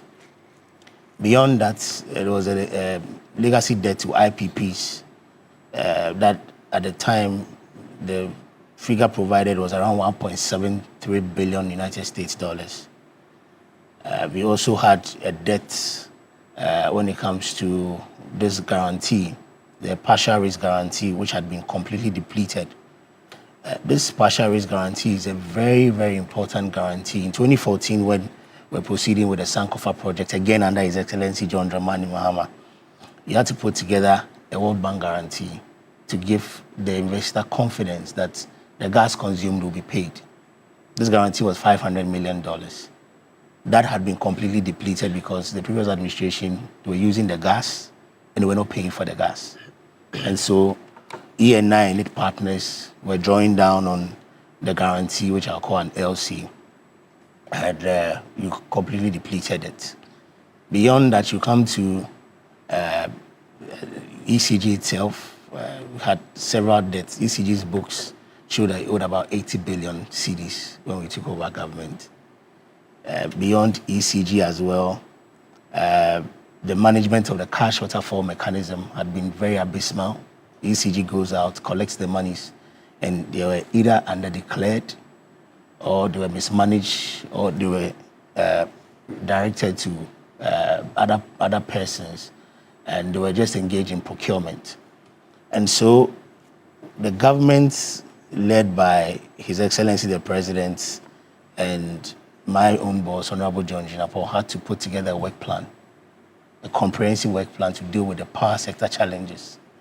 The biggest hurdle of all the challenges would be the fiscal space, because as I've mentioned, the fiscal space was really troubling. And so as soon as possible, you had to engage all the players, all the stakeholders, and then see the way forward and how we're going to resolve those challenges. We started with how to keep the lights on. That was the most important thing. Because no matter what you do in this sector, if the lights are off, the people of Ghana will not forgive you for that. Like the struggle we're having with the water now. Yes, and you all attest to the fact that for several months now, there hasn't been any load shedding. Yes. And if you move away from 700 megawatts of load shedding, and in less than 4 months, you turn around the sector. And from April last year till today, not a single day have we shedded load. How have you been able to do this? It's discipline. That's what I'll call it. Yeah, the first will be fiscal discipline. And then second one, be just understanding the sector and know what to do. Because it was a very short period within which you did this turnaround. That's the way you put it. So the question is that what are you doing differently that the previous administration could not do? And I don't mean to ask this in a political way, but it's just we're just curious to know how you've been able to do this. The first one is that you had to deal with the fiscal challenge. How would you deal with the fiscal challenge if you are indebted to several IPPs? And then you also have collection issues. Definitely you have to go in hard and ensure that you overturn the story. We took ECG, made a number of policy interventions at ECG. The first one was to increase ECG's collection, because ECG is like the pivot when it comes to energy sector. If you're able to deal with ECG, majority of your problems, you'll be able to handle that. And so the collections of ECG, as the finance minister mentioned in the budget, has increased by 90%. This is as a result. We are paying our bills now. Yes, it's better than before. The staff of ECG are collecting more than they used to collect. Also, there was a cabinet decision in April last year that all state institutions should pay for power consumed. There was no exception when it comes to payment. What the exception will be that you understand that certain institutions are critical institutions, like health, security, and education, and even that is not across board. When you go to an educational center, the lecture halls will be exempted. Even that, you're going to pay for electricity consumed using their budgets under goods and services. So it's not free. Were state institutions not paying for No. electricity previously? I mean, your neighbor owed almost 1 billion cedis. We had to go there to go and... when I say not paying, I mean, well, they were in debt. Yes. But it's not that they were not being billed. They were not paying. They were billed, but they were not paying. They were billed, but they were not paying. They were not paying. A lot of these institutions.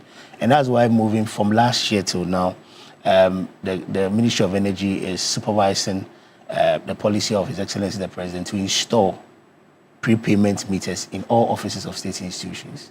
If you won't be able to buy or prepaid, at the end of the day... So they will buy it like we buy it? Yes, just like everyone. You buy it, so you consume it. Once it's done... When is this taking place? No, it started. So the installations have started already. ECG is implementing that. In all state institutions? Yes, that is the prepaid policy. Meters? Yes, except those 5 institutions that were exempted. Okay. Those ones will pay their bills using a portion of their goods and services under the budget. Okay. And so that intervention alone led to ECG's collections going up. And so once you had ECG's collections going up, what it meant is that you're going to have more monies under the cash waterfall mechanism. And that is why in 2024, the whole year, the monies that were disbursed to utility service providers under the cash waterfall mechanism was over 6 billion. As at Q3 last year, this government had disbursed over 13 billion cedis. Q3, that is September 2025, to utility service providers.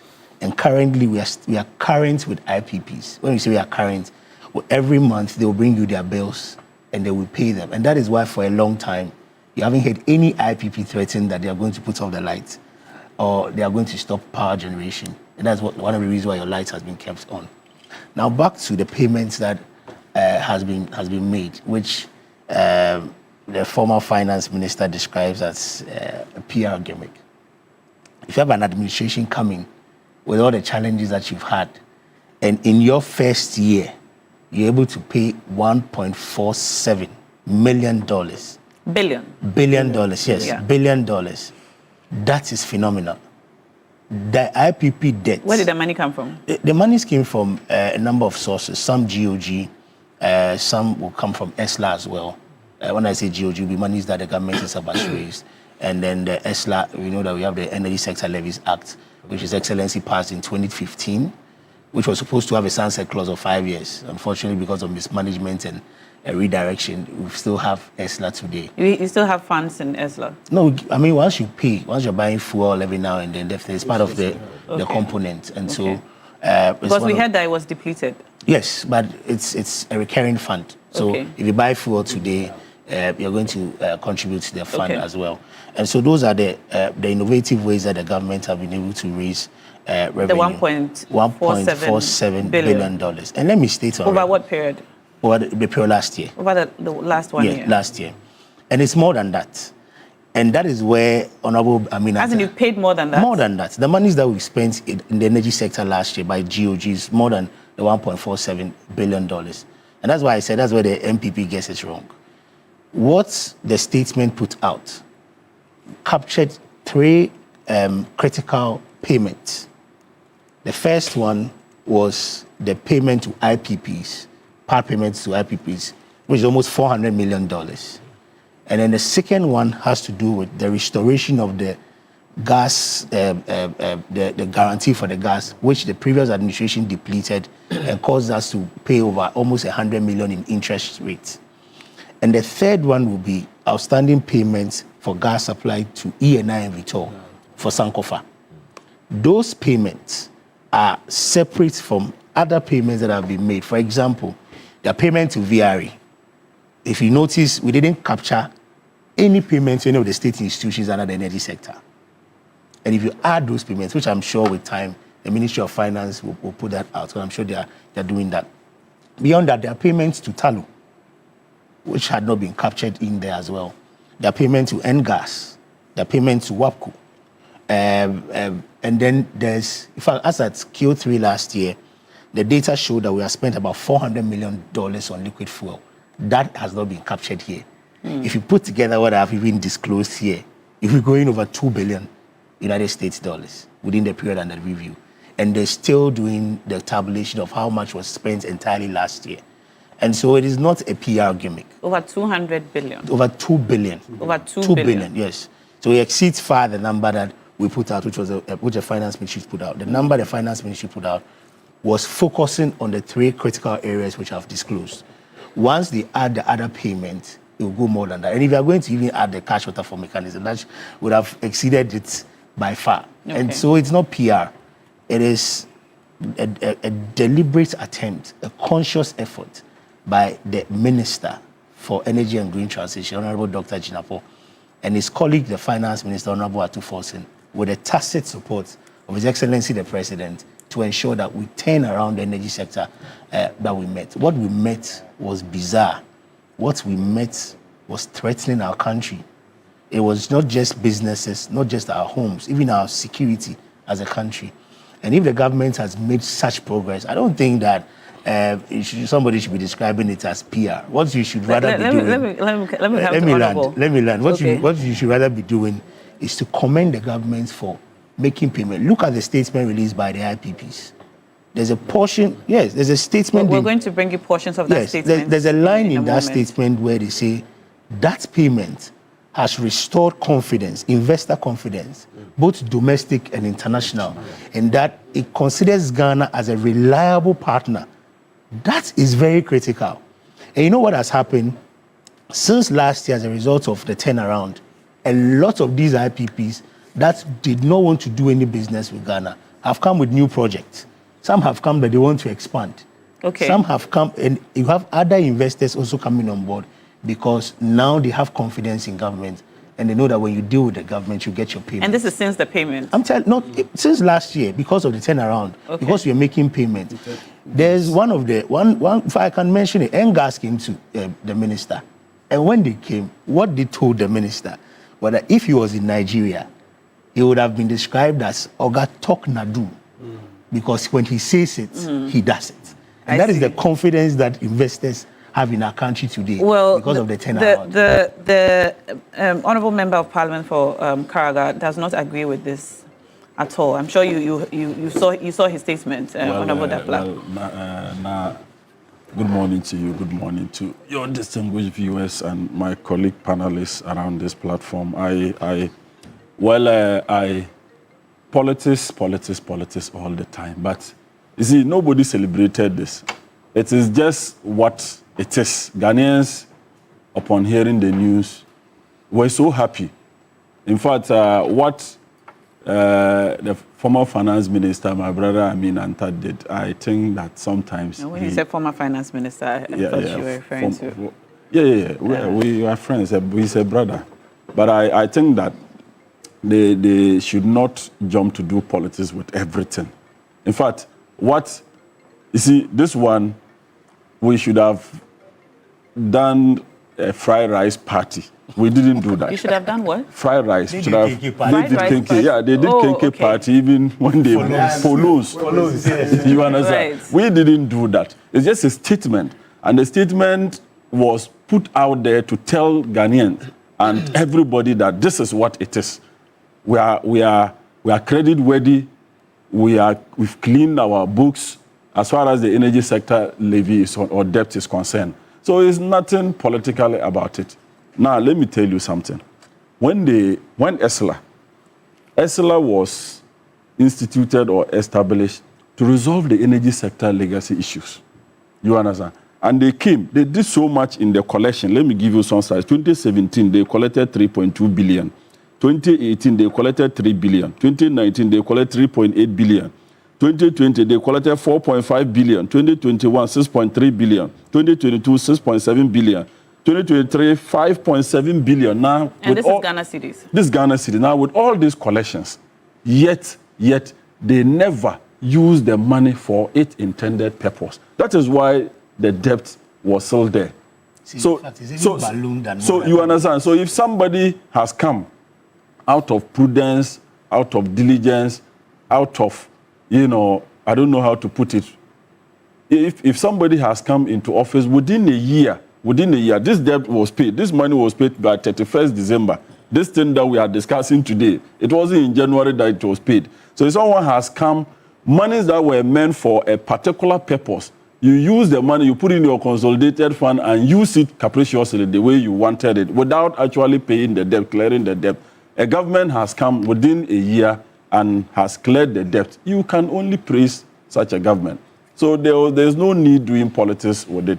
What Ghanaians want is that we want to have our lives on. Businesses, you see, the economy can't be doing very well when you have problems in your energy sector. We know what the energy sector does as far as the economy of this country is concerned. I'm happy the two ministers are gelling so well. as far as this issue is concerned.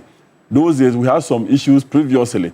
You see, if you are an energy minister, if you are the energy minister and you and the finance minister are not gelling, you go to finance to support, make some payment, or enact some bills or act that will enable you deal with the energy sector issues, and the finance minister or finance ministry is not doing it, you have a problem. I think we encountered that in the previous Mahama administration, and that was the reason why EXLA was instituted or established to deal with legacy issues.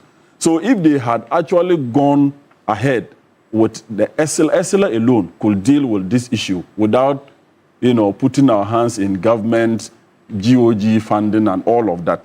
So there's no need for anybody to do a press conference on this. We never did any party to celebrate this. The Ministry of Finance never organized any party. They were there, when they were in power, they would borrow and then do a party. That was never done. So they should praise us. All we want is that, all Ghanaians want is that the lights should be on.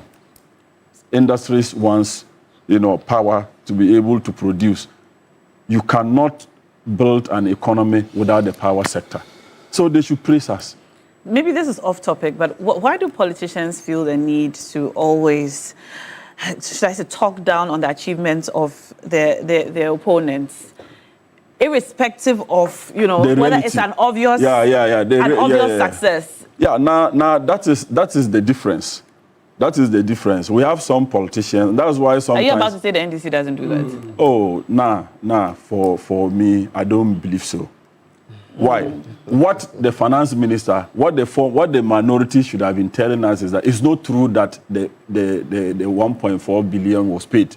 If he had come to tell us that, the energy minister lied, the finance minister did not pay 1.4 billion, then we will understand. But for you to come and say that it's not a novelty, when indeed there was even a fund that was meant to clear the energy sector levy, you didn't do under your watch. 8 years. They say they also paid 1.4. Yeah, they paid. You see, the EXLA was meant for a particular period of time. It was supposed to clear the energy sector debt within a 5-year period. Yeah. They didn't do that. The money was being used, and we were cautioning that. I remember Dr. Jinapor, then as ranking, was cautioning, use the money for its intended purposes. They never heeded to it. The money was being diverted for other purposes. And that is why the debt is still on our books until 31st December, that out of prudence, the current managers of the economy, Dr. Atuforsen, Finance Minister, Dr. Jinapor, put their heads together to clear this with the support of the president. Let's praise them. Let's praise the NDC government. All right. Instead of let me come coming to do you the usual politics. This payment a genuine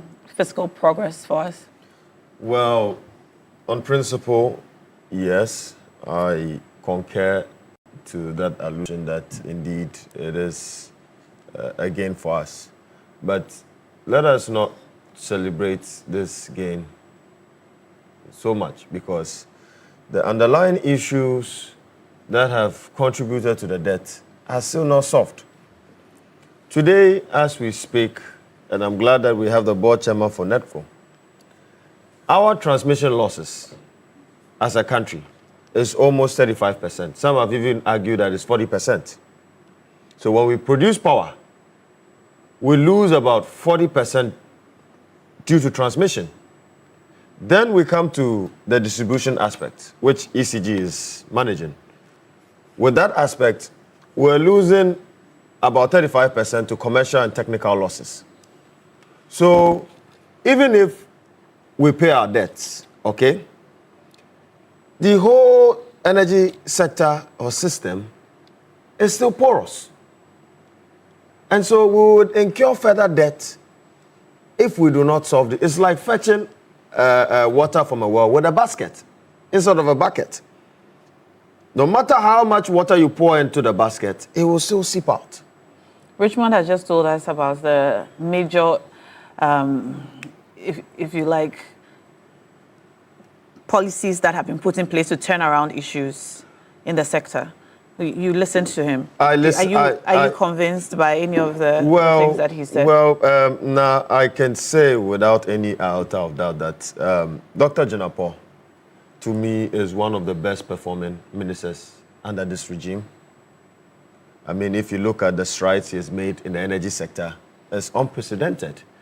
I mean, at a particular point in time, Ghanaians were told to go and find their own timetable for Dumso. We call it Dumsisi. Right? Dumso. At a particular point in time, indeed, when Ameri was relocated to Kumasi, the cost of bringing even Ameri from Turkey was about $3 to $5 million. If my Roxanne would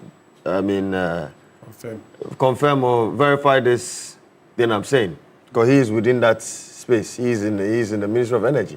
The cost of transporting Ameri from Turkey to Ghana was about $3 to $5 million.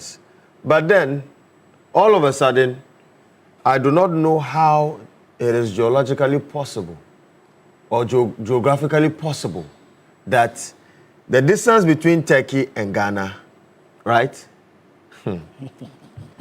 is shorter than the distance between the western region and then Kumasi.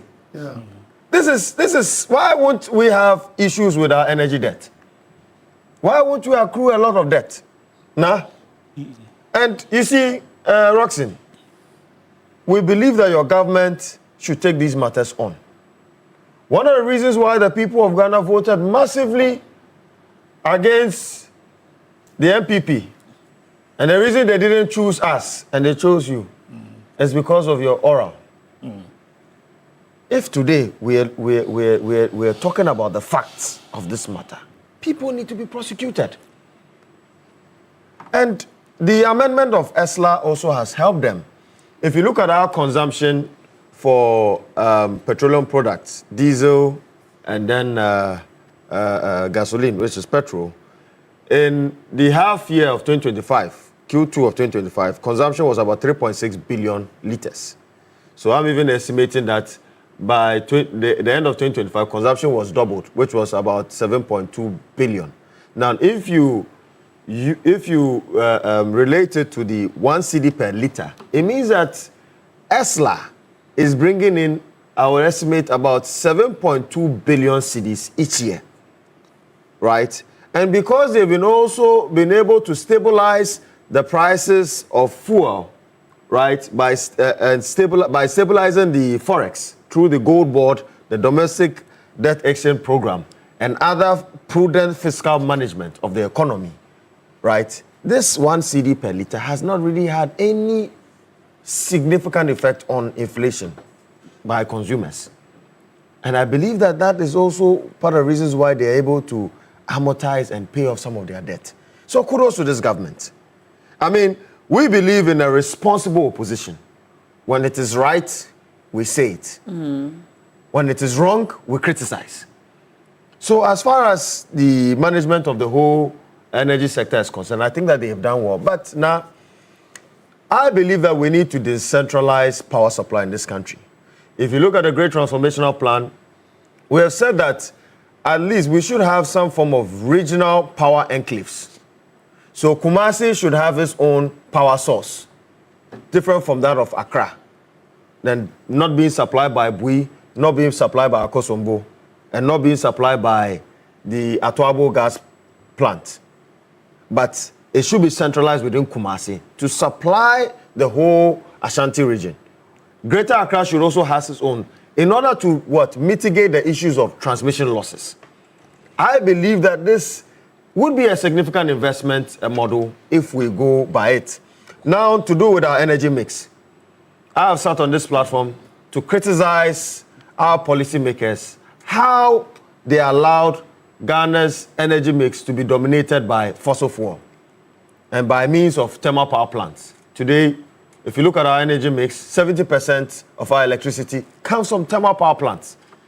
And so if at any time or point in time, the exchange rates or the dollar does not favor us, we would have increase in electricity costs. And that also affects ECG's repayments to IPPs through the cash waterfall mechanism.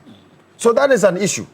And to tackle that, we are proposing to this government. I have heard them say that they have begun talks and they are putting in a policy in place. Kwame Nkrumah started it as far as far as the 60s. He established the Atomic Energy Commission, which he foresaw that there will be a rise or an increase in the population. There will be a demand in electricity, and therefore nuclear energy will be a cheaper and efficient and cleaner way to supply electricity to industries and the people. So we should look at nuclear energy as an option, rather than depending on these thermal power plants. Because is it similar to what exists in Tema that covers the free zones area? Yes, enclave power.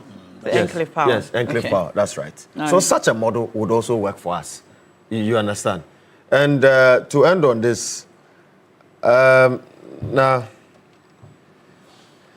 ECG has to be privatized in terms of privatized. Yes, in terms of its billing, metering, and collection.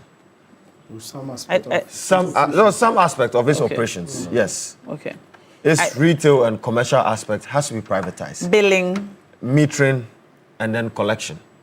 I believe that in order for us to clear more debts ahead of us, if we're able to privatize the operations of ECG, it will go a long way to mitigating our debt stock as far as our energy sector is concerned. I think is one of the suggestions that came up the last time. It's not even a it's a recommendation. No, so what has happened is that Cabinet, which is chaired by His Excellency the President, has approved that it will be PSP. It has been approved. Yes, private sector participation. How did you settle the disagreement with your? No, so the principle has been approved. ECG folk. What we are going through now is the implementation, the process to implement, and that is why when we're going through the process of getting a transactional advisor, they were fighting back. But we're engaging them, and I've always said that these engagements have never stopped. In fact, the only group I can say confidently that if they call minister at 8 o'clock, 8:10, he will respond. Yes, you said that last time. So the approval is for the private sector participation. Yes. But we don't know specifically which aspects of your operations they will handle. So at this point in time, you're looking at billing and collection, you're looking at parts maintenance, metering, but that is the work of the transaction advisor. All right, okay, all right. But a number of things that I will respond to, maybe when Leonard Barco Powers finishes. Now, I think this is good news, and I just don't understand why the opposition New Patriotic Party. I'm sorry, before you go, I'm told we're joined on Zoom by a mining consultant, Seth Clay. Are you with us? Yes, I'm with you. Sorry for keeping you on for so long. Pardon us for that. But we'll join you. We'll come to you shortly when we begin our conversation on the gold board and related matters. But welcome and thank you for joining us. Thank you for having me. All right, so back to you. So I'm saying that, do you know why some business people can own millions of cedis and still sleep soundly at night? The answer lies in responsible debt management. Can own? Yes. I thought you said can own. No, can own. I wondered why you wouldn't sleep when you have millions. Okay. Can own millions. You know, and I think the thing is that we must recognize what this government has done. Because if they had not cleared the debt, they would have further crippled or destabilized an already fragile energy sector. That is why I see the commentaries by some elements or actors of the opposition, New Patriotic Party, as one that does not advance constructive opposition and also the debates. The thing is simple. Was there a debt to be cleared? The answer is yes. So if clearly there was a debt to be cleared and this government has done it, what is the fuss about? I think Ghanaians continue to demand a government that is honest, responsible, and transparent about difficult fiscal realities and informing Ghanaians that we have cleared $1.4 billion of legacy energy sector debt. In fact, it is consistent with our expectation. So I see nothing wrong with that. Because, you see, if the debt had been left unresolved, it would have damaged our investor confidence. And even it would have undermined power generation. And even it would have even caused, serious economic downturn in this country. So this government has done well. We must not say it is a mere political public relations. That should not be, because sustained opposition should not be always criticized. And you well articulated that. Why is it the case that every time government does something which is commendable, the opposition will have an issue with it? It is a recurring challenge with our political system, which we all need on both sides. Yes, on both sides. And I won't say the NDC is angelic. They do that. They also did that when they were in opposition. The NDC did that when they were in opposition. So sometimes when I sit back, I ask myself, why do we continue to take this path? Because it's not fanciful. It doesn't help us. We cannot continue to do this type of politics in this country and hope to benefit. When government does something that is commendable, go out. But see, now, in governance, there are moments restraint is more effective than reaction. What Dr. Mohamed Amin Dramani said. Amin Adam said it was needless. Because it would have been better for him to have kept quiet than to put out. Because what the government did is not unprecedented. And I'm not saying and the government per the statement, they didn't say they have done what Nkrumah or Co could not have done. They are telling us that, they have cleared this debt. And that is enough. Because we voted for the government to what? To tell us every step on the way what they are doing. And if they had inherited debt, some obligations, and they are taking measures, corrective measures to address that, I think it is well within their right to inform us. And like some people have said, they didn't even organize press conference. It was just a press release. Yeah. This is a modest means of communicating information to the public. What if they had done a press conference? That would have been a major one where the media will be, all the media houses will cram around and they will be feeding the public. We should be able to sometimes acknowledge when good things happen, because that's how we progress as a country. Because if you cannot defend your own government, you expect a foreigner to do that for you. That won't happen. So now for me, but this is what I believe. I think ultimately it's not about political point scoring. But what matters to me, whether the commitment will translate into sustained reforms, fiscal discipline, as Doc has referred to, and tangible improvement in the energy sector. These are the things we are looking at. Debt will accrue repeatedly, but let's address the challenges, the inherent challenges with the energy sector, so as to further inject confidence in not only the IPPs, but Ghanaians, because we must also be, because we should not be sleeping thinking that tomorrow our lights will be off, or tomorrow we may face crippling challenges. We need a reassurance. We need, and let me point out that the minister or the Ministry of Information has indicated that they've made budgetary provisions, they've secured budgetary provisions to clear future debts per the statement. I think this is commendable. This assurance is encouraging, but it must not remain just a statement. There must be consistent actions or execution and transparency. Because the previous government told us they were coming to clear debt. Later they ended up leaving more larger debts. So there must be consistent execution and transparency. You are telling us that you have secured adequate budgetary provisions to clear future debts. Be consistent and let's walk the talk. Roxanne has just told us that one of the ways they are going to ensure efficient energy delivery or efficiency in the sector is the private sector participation, which they are hoping would cover some areas like billing and metering and collection. Are you convinced that this is the way? Now, we've had this conversation before. I have my personal misgiving with regards to the PSP. I have said that it's just a ruse. Oh, yes, you said you don't trust that. It's just a ruse. That it's going to be sold. Exactly. It's just a ruse. It's just a ruse. So, assuming that it is going to be private sector participation just for the areas that he has said, all right, do you believe that this is the way to inject efficiency into the sector? Now, given this fact, without believing what they had earlier communicated, given this fact, I think it will help us because these are key areas the ECG is currently challenged. Yeah. So if we want to address them, it is all the better because even it strengthens ECG and helps the organization to to deliver its mandate to Ghanaians. I think this government has the best opportunity, the goodwill, to, in fact, do a lot of good things that will outlive previous governments, or let me say future governments. Okay. So if they do the right thing, it will be to their credit.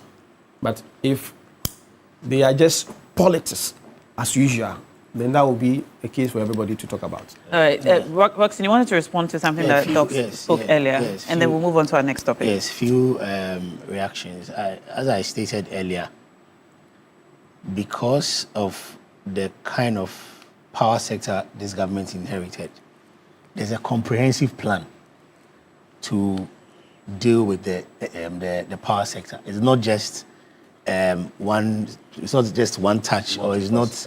No, there's a comprehensive work plan that you are following as a government. If you look at what I mentioned earlier with ECG, when we came into government, ECG's technical, that's what we call AT&C, aggregate technical and commercial losses were around 40%. As we speak, it's around 23%. If you look at, yes, that's a significant reduction. If you look at ECG itself, when we came, their procurement policies, it led to a lot of debt on ECG's books.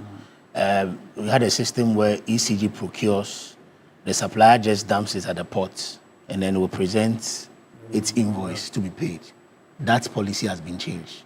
Now you have to deliver the goods to ECG's designated warehouse for it to be verified before payments will be made. And that alone has led to a lot of reforms when it comes to ECG. Beyond that, look at the maintenance culture. ECG's maintenance culture has changed. In fact, when we came into government, for a long time, they were not doing major maintenance. And it's not just with ECG, it was across board. Why? I don't know why the previous government was doing that. You said when you came in? Yes, when we came, they were not doing that. Under the previous administration, yes. What we've done, even with ECG, is that ECG has more maintenance teams now across. And they were giving them a KPI. One of their KPIs is that the response rate when there's a phone call or a complaint from a client should be less than an hour, no matter where it is, to be able to go and detect the problem and then put out the plan to resolve it. And then when it comes to the generation side, we had a lot of plants down where we came, to the extent that for some of them, we were almost getting legal issues with it because the plants were threatened. For want of a better word, the quality or efficiency of the plants were threatened because we're not doing maintenance as it's supposed to be. That issue has been dealt with. Last year, lots of the plants underwent the maintenance that they were supposed to go. On the issue of energy mix, we recognize that as governments, that 70% of thermal is dangerous because for thermal, you still have to be buying fuel. Either you're buying natural gas or you're buying liquid fuel. And so as a policy of this administration, which we've signed on to under the Mission 300, by 2030, we aim to have at least 10% of our energy mix as renewable. And that drive is already ongoing. That's why His Excellency the President changed the mandate of the ministry from Ministry of Energy and added Green Transition. Under the Green Transition, we've set up a Renewable Energy Directorate under the ministry. So far, there are construction of mini grids across the country. Mini grids, they are under solar, to areas where it's difficult for you to take transmission. So recently we are around part of Adan. We went to part of the Volta region, the OT regions, because those areas are difficult to reach and the transmission lines do not get there. So you intend to install over 150 mini grids across the country to deal with that. And they're powered by solar? By solar, yes. And then beyond that, on the major streets across the country, we have started the process of changing the off-grid street lights to solar street lights. Okay. Last year alone, we did about 23,000 street lights last year. This year, the government intends to do more by installing, because one thing that the ministry noticed, or was taking notice of, is that between off-peak and then peak period, you have a deficit of about 400 to 500 megawatts. And the solar streets, the street lights alone contribute significantly to that as well. So if you take these off-grids off the streets and replace them with solar, that deficit will be available for you to use during peak time. So that is also being handled. For nuclear, a lot of work has been ongoing when it comes to nuclear. There's a Nuclear Power Ghana as we speak. There's an executive director that they are working tirelessly to ensure that we have nuclear as part of our energy mix. And so Nuclear Power Ghana. Yes, Nuclear Power Ghana is one of the agencies under the ministry. But authority too is there. Sorry, is this an agency that has already been in existence? Yes. That's the name. Yes, Nuclear Power Ghana. And then that agency is the agency in charge of nuclear. And their mandate is to do what? Is to ensure that we have nuclear as part of our energy mix. And so very soon, as a country in Ghana, we'll be producing power using nuclear.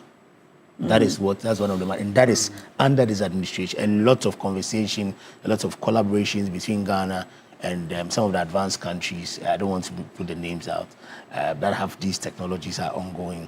And so for the energy mix, we are dealing with the energy mix. Hopefully, we can have an extended conversation on this Nuclear Energy Commission soon. Not just the nuclear. To understand, and in fact, the entire entire energy sector and the work you're doing. Because the more you speak, the more I realize there's a lot more we need to put out there, and we need to understand as a people. I saw a post that was asking why we are not considering adding solar to our energy mix on a larger scale. Oh no, in fact, this year, especially for the state agencies that owe so much. Yes, let me speak to that. This year, the minister, Dr. John Jinapor, has said that this year is going to initiate ambitious projects. One of the ambitious projects that we intend to do this year, which he has tabled to cabinet, is a 200 megawatt solar-backed battery. 200 megawatts is a game changer. That's huge. So it's one of the projects that this year that administration will be doing. Beyond that, like I've mentioned, a number of solar projects. BUI is also doing some solar projects as well. And I will say that I know you have limited time. Yes, but still on solar, how is maintenance of solar panels, etc., in terms of the cost of maintenance? No, the cost of maintenance is relatively cheaper compared to it's the setup that is expensive. Even with that, if you compare the last 5 years, the cost of solar is dropped drastically. And that is why the government took advantage to renegotiate some of the solar PPAs. One of them was 20 cents per kilowatt hour. As of today, it's 6.5. And so as a government, you're spending 6.5 cents per kilowatt hour. So you're spending $20 million each month. What it means is that now you'll be spending $6.5 million getting the same power. And that is why that renegotiation has saved this country $252 million in fiscal money that would have paid. And that's for the initial installation? Yes, that is for even under the IPPs. Okay. So that's part of the work plan. And that's why I mentioned that it is not just pick and choose. It's a comprehensive work plan that the government is dealing bit by bit to ensure that we turn around the sector. And even with NEDCO, the NEDCO board chair is here. Last year, when you look at NEDCO's revenue collection, it's gone up significantly by 43%. And that is because of the work they are doing there. And so everybody in the sector is contributing their portion to ensure that we have a cleaner and a better energy sector. If we don't do that, like I mentioned earlier, as a country, we'll be very, very threatened.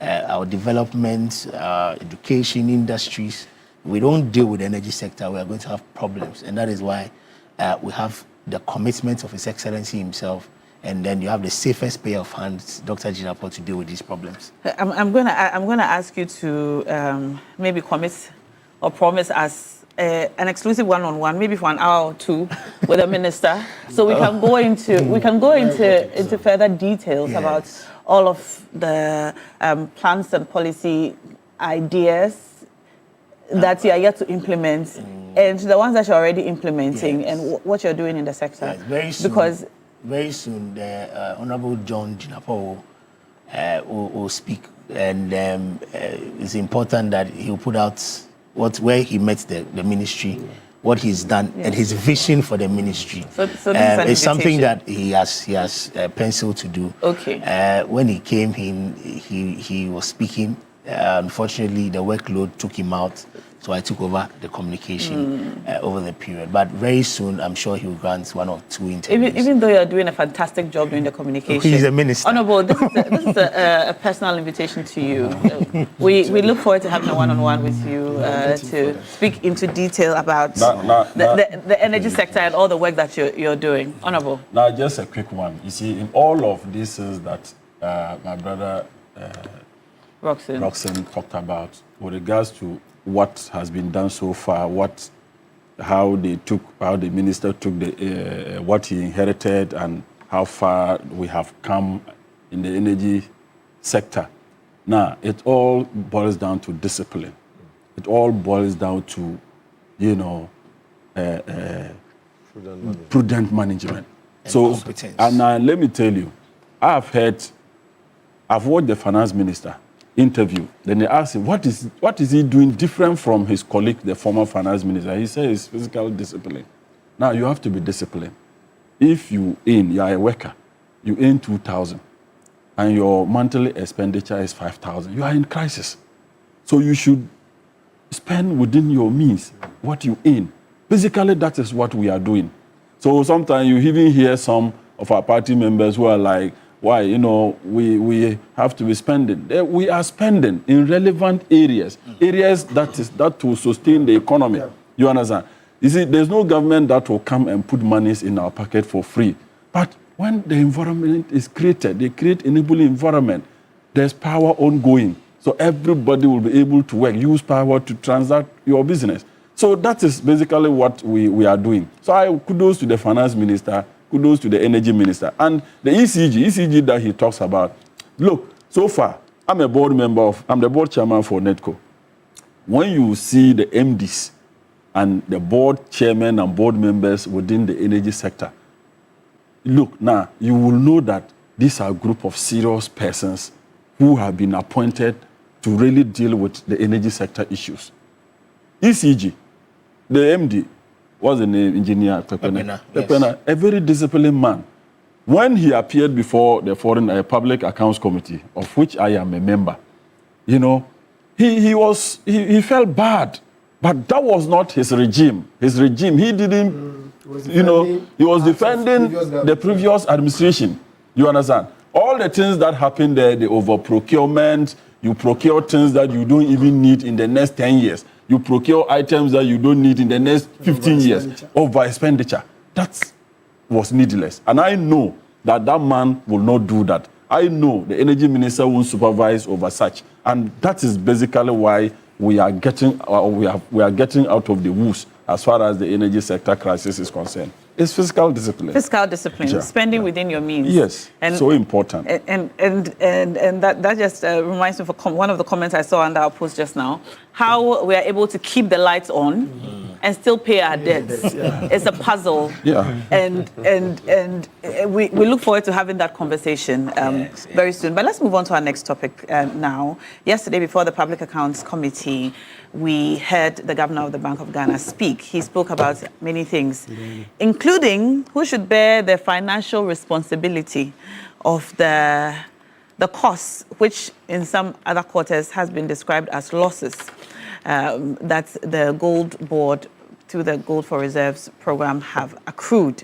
Now, he's asked that the Ministry of Finance bear the cost, or, in fact, he's asked for a refund of some of the monies that the Bank of Ghana has had to bear. Let's just bring you a snippet of what happened at the Public Accounts Committee yesterday. Take a look. There are inherent costs in the trading model. That inherent cost is currently being borne by the Bank of Ghana, not just in 2025, but since the program started. The Bank of Ghana, due to what has happened since 2022, we are not in a position to shoulder those costs going forward. As we speak, we are having a conversation with the minister to see if they can reimburse us even for those costs that were passed on to Bank of Ghana since 2024. So going forward, the key thing or the key question is who takes charge of the costs incurred in that exercise? The Gold for Oil, or the G4O, since May of last year, we had to shut that down. An external audit is underway currently, and that entire program is being audited. The goal for reserves, that is the G4R. There also, there's an external audit that's been authorized by the Bank of Ghana board, both from when it started until the end of 2024, thereabout. We believe that going forward, what we have to do is to reform them, to reduce the cost further, to treat them as quasi-fiscal interventions. The net loss for the gold for reserves, the losses in 2023 was 1,054.84 Ghana cedis. Then in 2024, the net loss for the gold for oil was 1.8 billion Ghana cedis in 2024. On the other hand, the net loss for the gold for reserves in 2024 was 3.8 billion Ghana cedis. All right, and that was the governor of the Bank of Ghana yesterday speaking at the Public Accounts Committee on the Gold for Reserves program and the costs thereof and who should bear the cost. Let's come straight to Zoom and speak to our mining consultant who has just joined us, Seth Wolashime. Hello, Seth. Hello, Una. Thank you for staying. Glad you're still with us. Let's get straight into it. The governor asked the question, who should bear the costs? And he's asking for a share of the financial responsibility, inviting the Ministry of Finance to pay, basically, for the operational costs and some of the costs that the Gold for Reserves program has incurred. What are your thoughts on this? Well, it sounds very strange because if you are implementing a program like the Gold for Reserve, I'm sure that for you to buy and make sure that you don't lose money, you should be factoring in all costs and other things based on which you will be able to buy without incurring these losses. So basically, it sounds very strange. Gold is a commodity that is traded worldwide, and I don't see the reason why we should be incurring this cost. And in any business, the price build-up includes the cost. So I'm at a loss, to tell you the truth. You are at a loss that we are incurring costs, or you are at a loss that is inviting the Ministry of Finance to pay? No, I'm at a loss that, we will not build, have a price build-up that will avoid these kind of costs, which we are now trying to Google as a loss.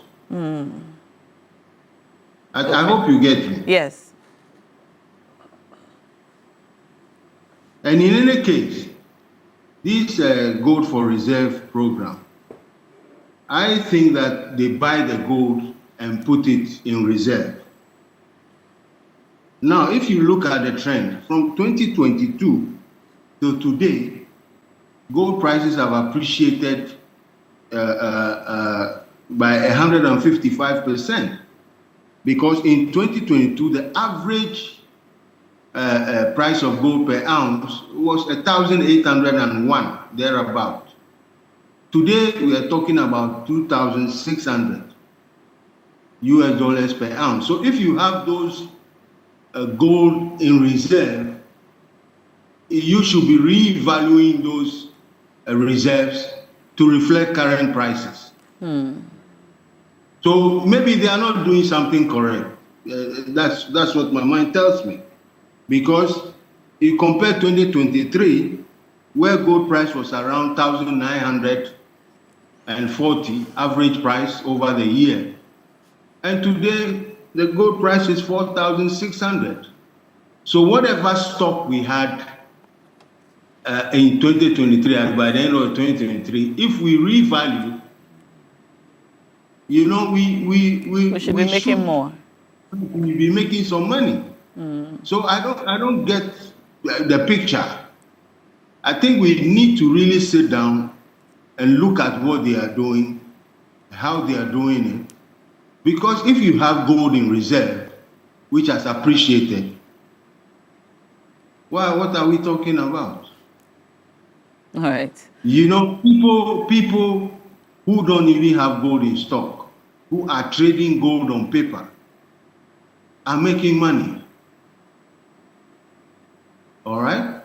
So if you have the gold in stock, then I'm surprised we are talking about this cost, which we are now labeling as losses, for which they are now asking the finance ministry to reinvest them.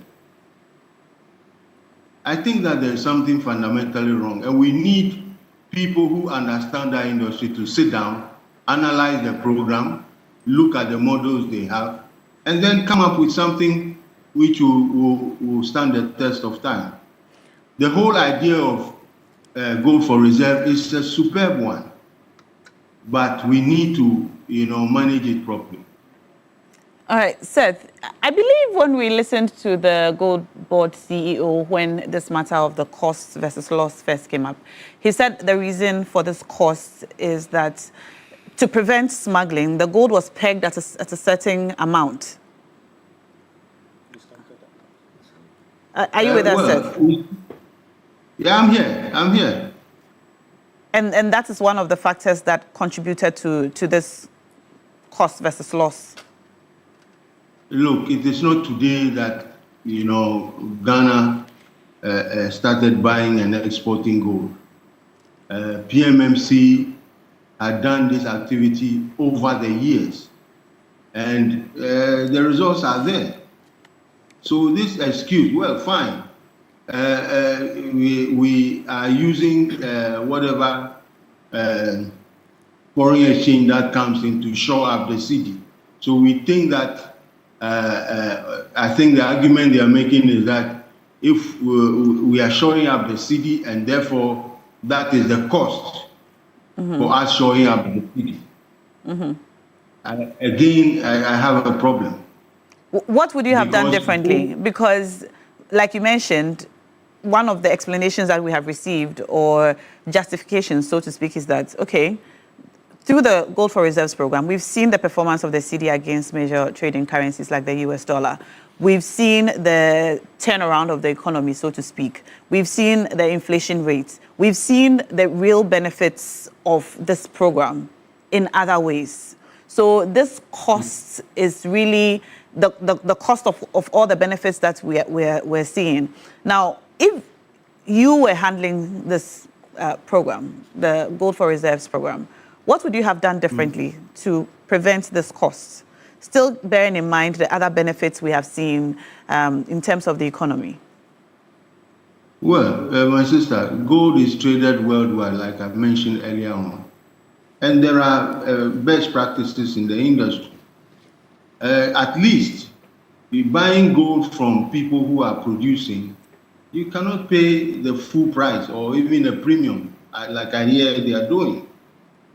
The price structure should be such a way that you factor in your costs. Okay? Okay. But if you are saying because of smuggling has existed since time immemorial. You should be trying, to set up systems that will minimize smuggling. But the trade is a trade. Okay. Thank you. Thank you, Seth. Let's come in studio now and speak to our guests in studio.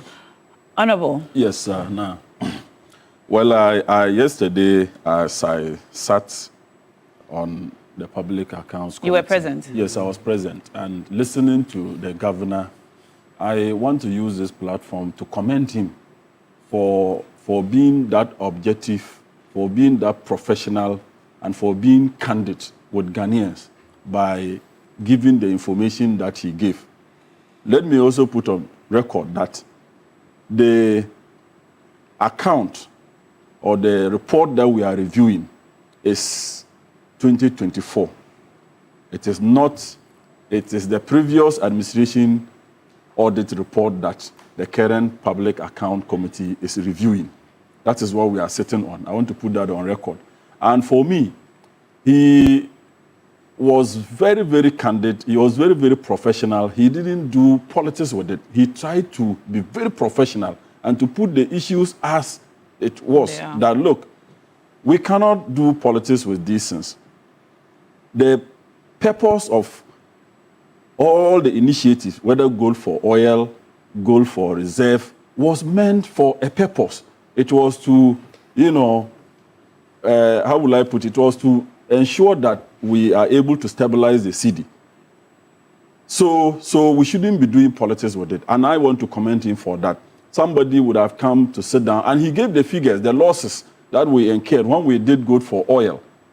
We incurred a loss of some 1.822 billion. You understand? And the board advised that that program should be scrapped. You understand? Even though we are incurring some losses in the gold for reserve, he's saying that, look, it is one of the best initiatives that is helping to stabilize our city, that is helping to stabilize our economy. So he was inviting industry players, even us, some MPs who are experts in it, that they will have a joint board meeting with the Bank of Ghana and the Gold Board, and they will invite other experts to come so that we sit down and look at the best way to be able to handle the program. Even if there are losses, how do we deal with the losses? You understand? And you see, there will always be losses.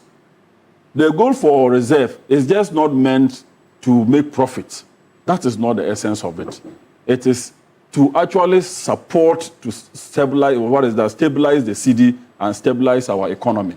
So you see, now it's a product that you can buy gold today, and the next minute, you can buy gold within the next 30 minutes, the price will fall.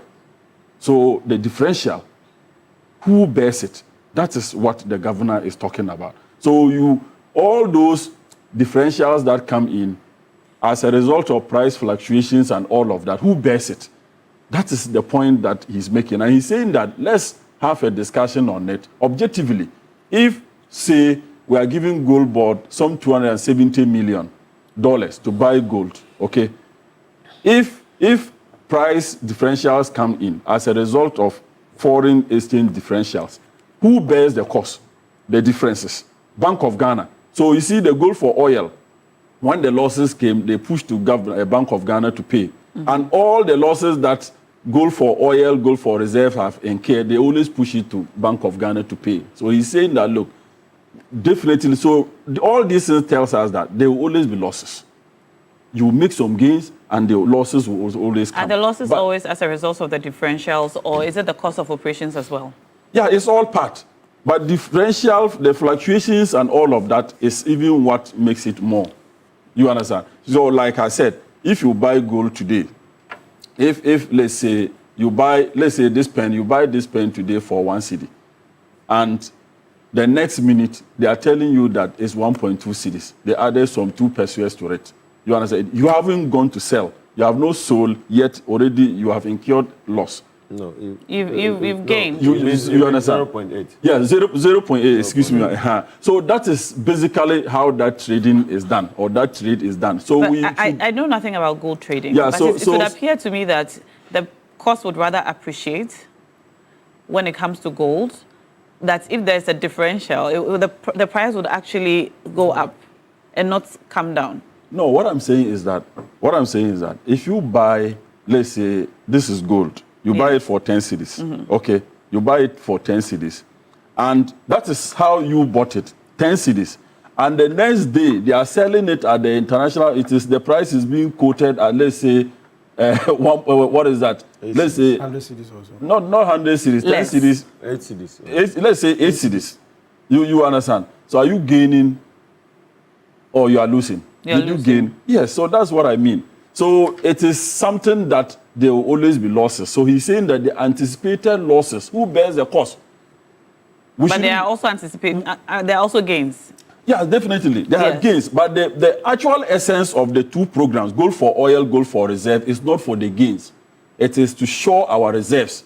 Okay. You understand? It is to ensure stability. Okay. So the gains aspect, honestly, is not what we should be looking at. But the purpose it is serving, that is what we should be looking at. So he's now saying that when these losses arises, who bears it? All right. Bank of Ghana has taken so much and now is sophisticating. Okay. So finance minister should come in. And this is where he's inviting industry players to come around so that we can find a better way of He's inviting the finance minister or the finance ministry to take up part of the cost.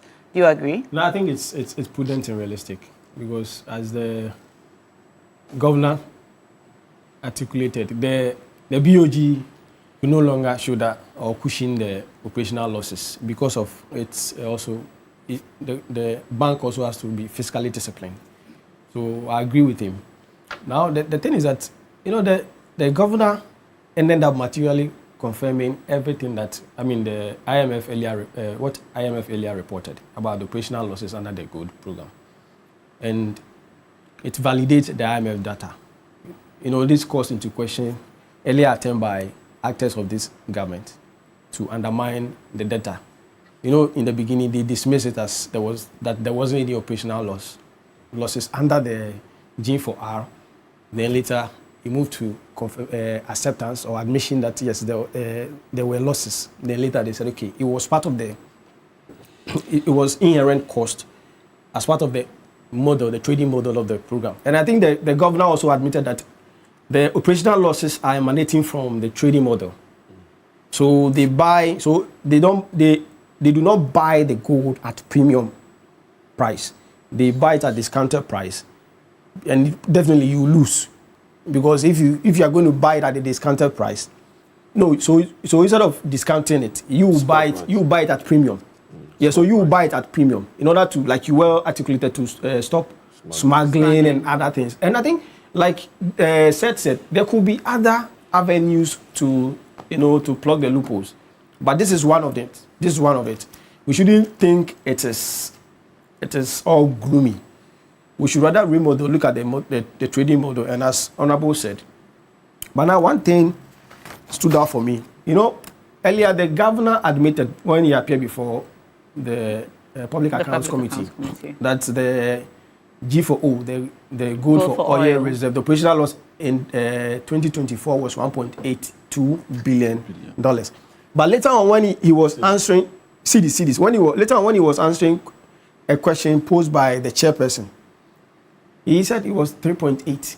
If you had monitored the conversation, getting to the latter part, the chairperson was saying that, are you sure? Because when I check your financials, as at 31st December, it was 1.8, and the governor said it was 3.8. On live television, I think it was not healthy. That discrepancy, we must be able to clarify that.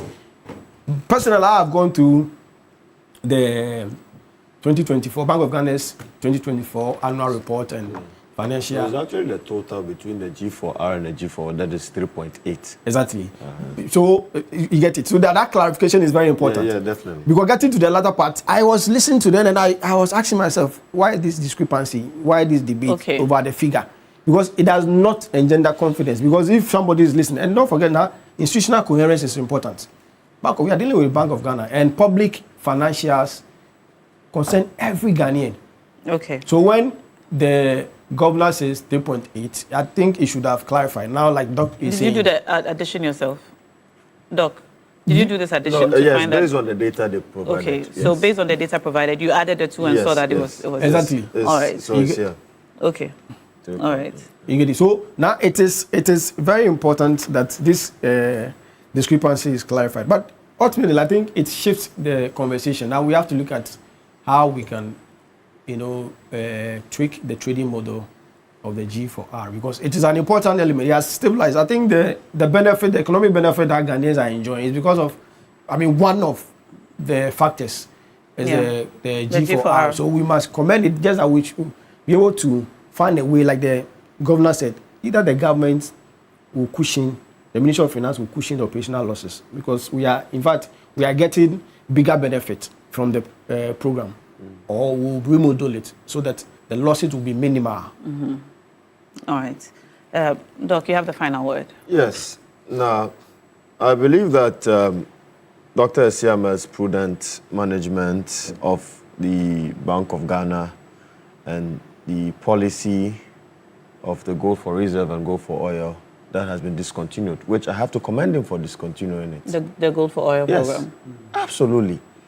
I mean, under this program, we did not even know who the aggregators were, how much the gold was being sold for, and who were the off-takers. We didn't know. It was very opaque. And this is, I'm referring to the auditor's report, Auditor General's report on the gold for oil program. And I am calling for this government again. This is a clarion call for them to investigate, because the former vice president really bragged about his intervention in stabilizing the pump prices through the gold for oil policy. And definitely, due to this opacity, we lost over 2.2 billion cedis as of 2024 due to this policy. So now it is a problem. Now, the issue of trying to stabilize our forex. I mean, there's an issue, underlying issue here that we need to really tackle and discuss. There's a big discrepancy between the interbank rate and then the Forex Bureau rate. But it is dollar that they sell. Why is that so? And I believe that as part of the intervention, government through the central bank has to set up an independent authority that regulates Forex rates. So you look at the MPA. The MPA sets prices for OMCs to follow. So if today the crude oil prices rises, they go into a conclave. They agree that, okay, we're going to increase it by 5% or 6% together with the OMCs. And then is reflected at the pumps. But today you go to a Forex Bureau in East Legon, you go to a Forex Bureau in Spintex, and you see discrepancies in the rates. But there's all dollar. Doesn't the Bank of Ghana manage this? No, they just manage the operations, right? But they do not really fix the rates for them. And I believe that now, if they fix the rates for them, the Bank of Ghana should supply Forex bureaus with dollars. And Forex bureaus in return should get a commission for selling the dollars.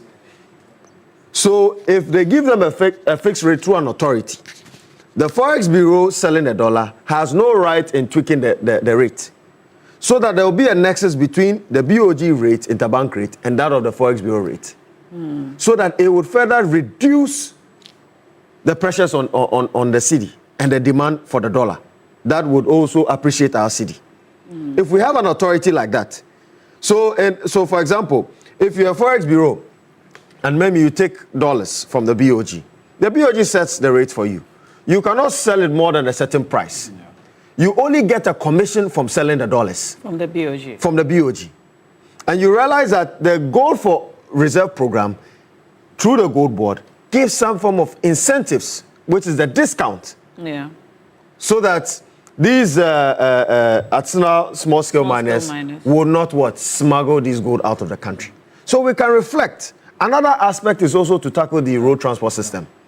Today, our import bill for petroleum products is about $400 million a month.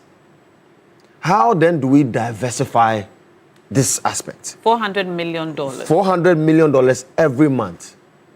That is the import bill for petroleum products. Diesel, petrol, and the rest. LPG and the rest. I am proposing under the aegis of our great transformational plan that we bring in EV vehicles to replace these internal combustion engines that dominates our road transport system. Are those the chargeable cars? The chargeable cars. And it's way cheaper and it's cleaner. Today, as I speak to you, air pollution kills about 28,000 of our people each year, of which 45% comes from our road transport system. So why don't we look at 28,000 Where did you get this figure from? Worldwide, is it worldwide? No, Ghana. In Ghana? In Ghana, 28,000 people die from air pollution. Air pollution. And you said this is from the WHO? The WHO every year, of which 45% is contributed by our road transport system. Is that from the exhaust? Yes, ICE, internal combustion engines. Wow. Yes. So, and indeed, this is also a clarion call to the Interior Minister. I want to sympathize with the MTTD's personnel of police. You know, those that wear white and manage our traffic. They stand in the sun on the road and they are not even covered with nose mask. So as part of the operational framework, they should cover because it's an occupational hazard. So that is just by the way. So I believe that if we can diversify our road transport system and bring in EV vehicles, right? Bring in even trucks that run on LNG. Have a policy that we would liquefy our natural gas, right? And have our cars, even these major trucks that bring our food from the northern aspect to the southern aspect, run on LNG alone. It will reduce the cost of transportation by 60%. So all this multifaceted approach would also help in stabilizing the city so that we do not incur loss. And indeed, part of the issues that they mentioned is to do with the purity, the disparity in purity of the gold. If you buy it at spot price and the purity is maybe 98%, 96%, there's a loss. Because the LBMA spot price is in regards to 99.99% purity. So then there should be a policy that will say that, well, if you are a small-scale miner and you want to sell your gold, you should take it to an LBMA classified refinery, which we don't have now in Ghana. Wouldn't that bring us back to the problem of smuggling? No, but we should enforce the laws. We should tighten the loopholes. We should tighten the loopholes. We should pay our security, agents well. Because if somebody is earning 3,000 cedis a month and he can help somebody to smuggle gold out of the country and he's getting $10,000 kickback, of course he will do it to survive. So all these aspects affect the whole entire policy framework.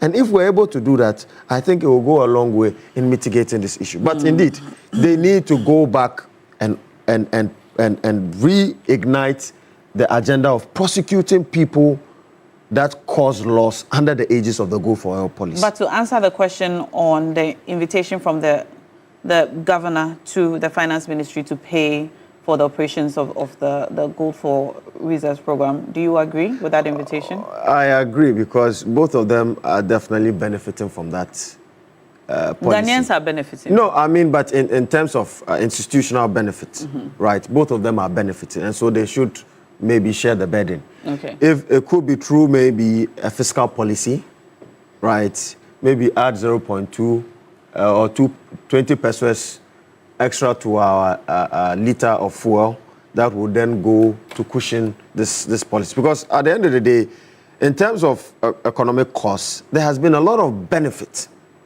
to the Ghanaian people. Yes. Today, as I speak to you, the cedi has appreciated by 40%. Inflation is down to a single-digit number, 5.4%. You understand? So this is a finance minister that is working. This is a Bank of Ghana governor that is working. And indeed, one of the appointees of the president that I must commend, and I pray for wisdom and long life and prosperity. And indeed, I must say this, that President Mahama should extend his mandate beyond even retirement. That is the Chief Justice, Bafo Boni. Justice Bafo Boni. Okay. Because if your Honu can get an extension, which I don't think he deserves, Bafo Boni deserves I'm not sure how this conversation came up. But let me come to Zoom. Let's take a final word. Let me commend the Gold Board CEO Sami Jemfi for his transparency, accountability to the Ghanaian populace. I want to commend him. Like my brother said, he's been so transparent. Hitherto, we didn't even know who were the aggregators, who were benefit companies, and all of that. But he made it especially clear to everybody that these are the industry players, these are the aggregators, this is what happens in Gold Board and all of that. Transparency, Sami, kudos to you and your I think in terms of transparency, a lot of the actors in this government have been very transparent. And I mean, from Sami Jemfi's Gold Board, the Attorney General. And there are no options. Yeah, the people of Ghana are vigilant. But we need to go and take a final word. We need to go and take a final word from our mining consultant. Seth is still on the line with us. Hello, Seth. Yeah. You've heard the contributions from in studio guests. Most of what people in the studio, your guests in the studio are saying is right, but it is not perfectly right.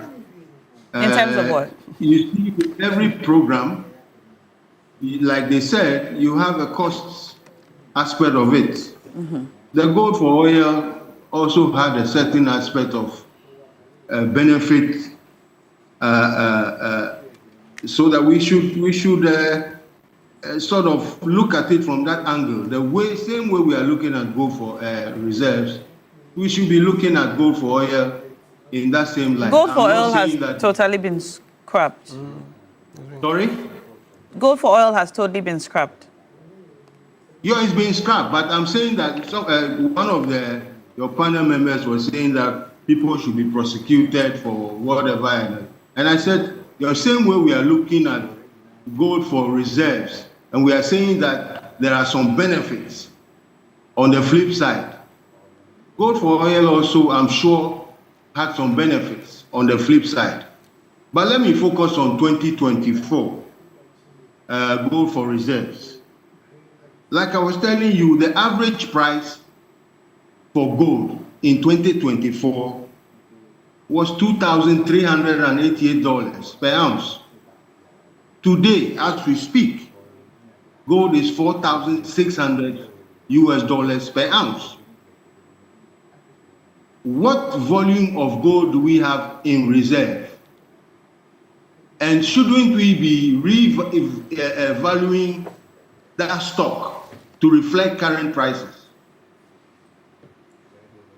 Okay. That's why I'm saying that maybe the Bank of Ghana and the Gold Board are not doing something right, because all these losses we are talking about, if you strike the difference, gold has appreciated 92%. Okay. Between 2004, end of 2004, and the end of 2000, so today, okay, which is January. Okay. So okay. Shouldn't we be revaluing our stock? Okay. Which has appreciated in value. All right. So there's something that is there's something amiss. All right. Well, thank you. Thank you for joining us on the phone lines. Our mining consultant, Seth Wolashime, and in studio we've had Austin Bracco Powers, private legal practitioner, and the Honorable Cletus Dapla. Yes, Cletus Dapla, MP for Jirapa. Yes. Did you want to say something? Yes, the mining consultant, Imani mining consultant, the governor will extend an invitation to you when the two boards meet, Gold Board and then... To advise. So that I will take your advice on board. We want the best for Ghana, not politically. Yes. If Ghana is good, it's for all of us. Yes. When it was bad, we all suffered it. So if it is good, we all enjoy. Yes. We want the enjoyment Thank you, our Honourable Member of Parliament for Jirapa, and also in studio, Dr. Ramsey Inusa, Director of Political Research for the United Party. And I told you I had a story about Jirapa. So I was in Wa and wanted to go to Jirapa, and I was told to get on a bike and that it would be 1.5 hours. Oh, it was 3 hours.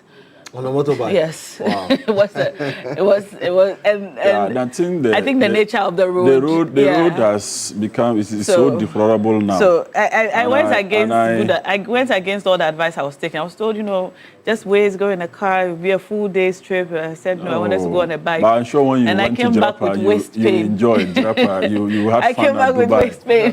Yeah, so I'll tell you the rest of the story off air. No problem. But thank you so much for joining this conversation. They'll start the construction of the road this year. Okay, possibly. Is that a promise to your people? Yeah, it's going to be captured this year, Wa to Hamile. So okay, from Wa all the way to Hamile. How many kilometers is that? I don't know offhand, but okay, it's not much. Well, that's good news. Yeah. That's good news.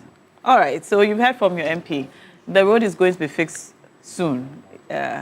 It will be captured this year. You say it will be started next year. All right. Now, if you're trying to look smart or fashionable, visit any Woodin boutique nationwide today. Woodin offers you amazing collection of authentic African fabrics and ready-to-wear that come in beautiful designs and colors for men and women. With Woodin, you can get creative and get versatile with your outfits and designs. Be confident and show off how truly African you are in Woodin. Go to any Woodin boutique near you today and choose from a variety of trendy products to complement your unique style. Follow Woodin Fashion on Facebook and Instagram at Woodin Fashion and on TikTok at Woodin_fashion. Woodin, les créateurs. When we come back, we're taking you to Nungua, to the Koro constituency, to speak to members of the community about this water crisis and how they're coping. So if you're in Nungua, please look out for the TV3 van. We're moving in the community. And so we hope to see you and speak to you soon. Now, what is wanted?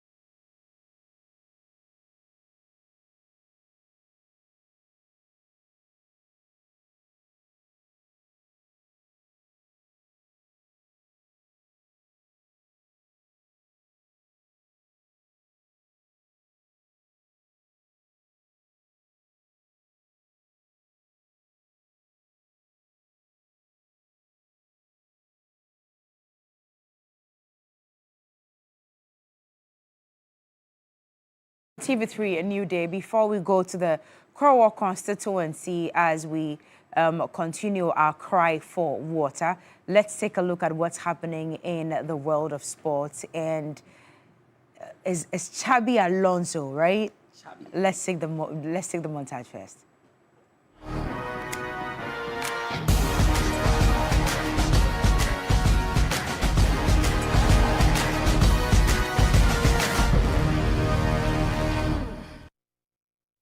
Xabi Alonso is trending everywhere, and Mutala is here to clarify a few issues for me. Now, there's been a statement by Mbappe thanking him that he learnt a bit from him, but other quarters are also saying that Mbappe's ego has a lot to do with his departure from the club, and his relationship with Vinicius Jr.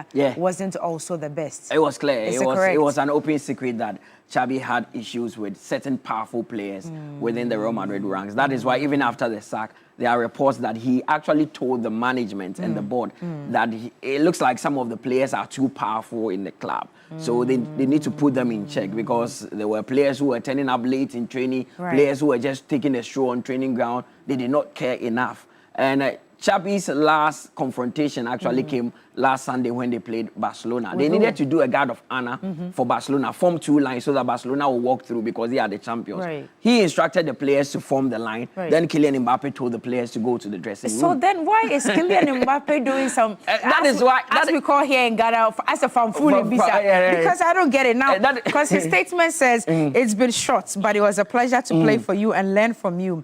Thank you for giving me the confidence since day one. I remember you as a manager who had, who had clear ideas and knows many things about football. Best of luck for your next chapter. Clear ideas. So if I have a clear idea that form two lines so that the players will go through, why do you tell your other team members to do otherwise? Which is the normal practice that is done. But, I mean, Mbappe is very powerful. Xabi has also had issues with Vinicius Jr.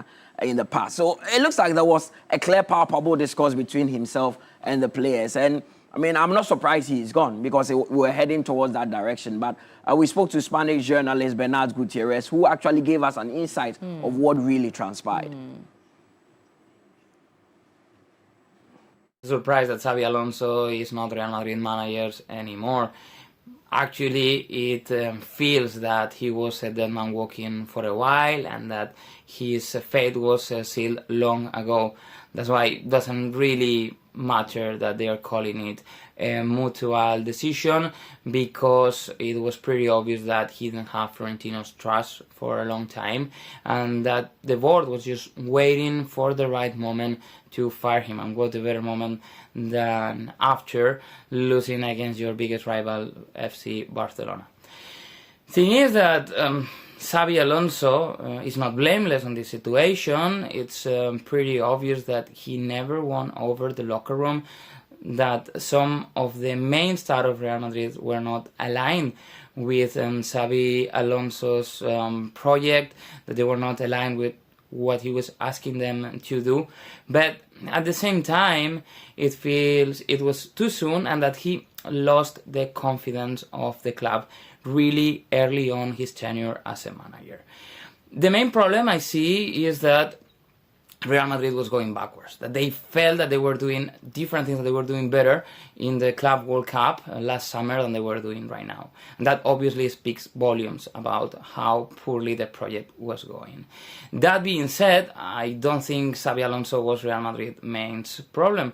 Right now, they're gonna have to figure out how to improve a squad that was lacking of a proper planification, and that was missing key players in a very important positions.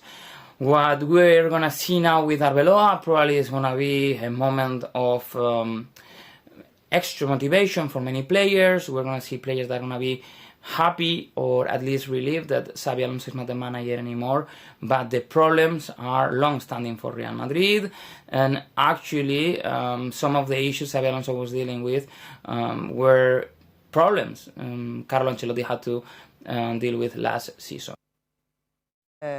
No, Florentino Perez is the president of Real Madrid. I mean, the Spanish football, the fans have a stake, and there's a president as well. Carlo Ancelotti was the previous manager. He has left and is now coaching the Brazilian national team. So Xabi came in as a young Spanish manager. From Leverkusen, by Leverkusen, after winning the league, going unbeaten. And I mean, I understand that first misunderstanding, with Vinicius Jr.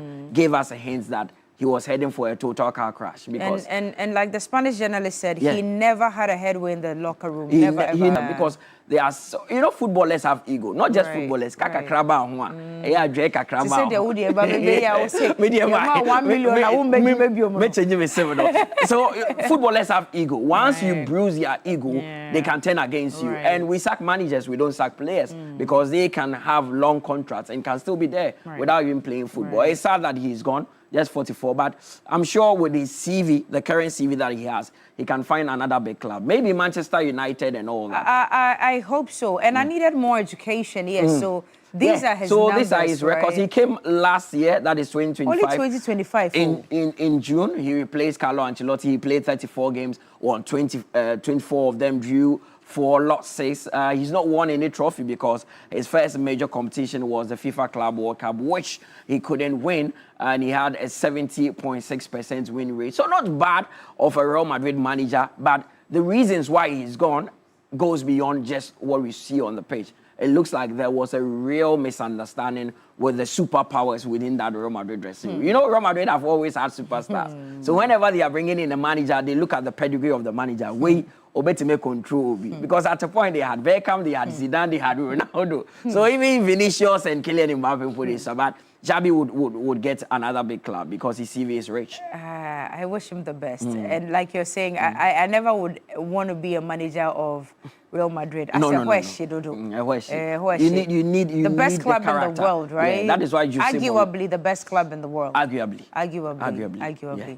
Anyway, let's move on to winning ways. And in the last few days, Antoine Semenyo and Man City. I couldn't believe it when I saw a whole Man City right wazo for Antoine Semenyo. Then I said, who is teaching admin how to speak away? And then in the comment section, somebody wrote, did admin really write wazo? And he came to reply, of course.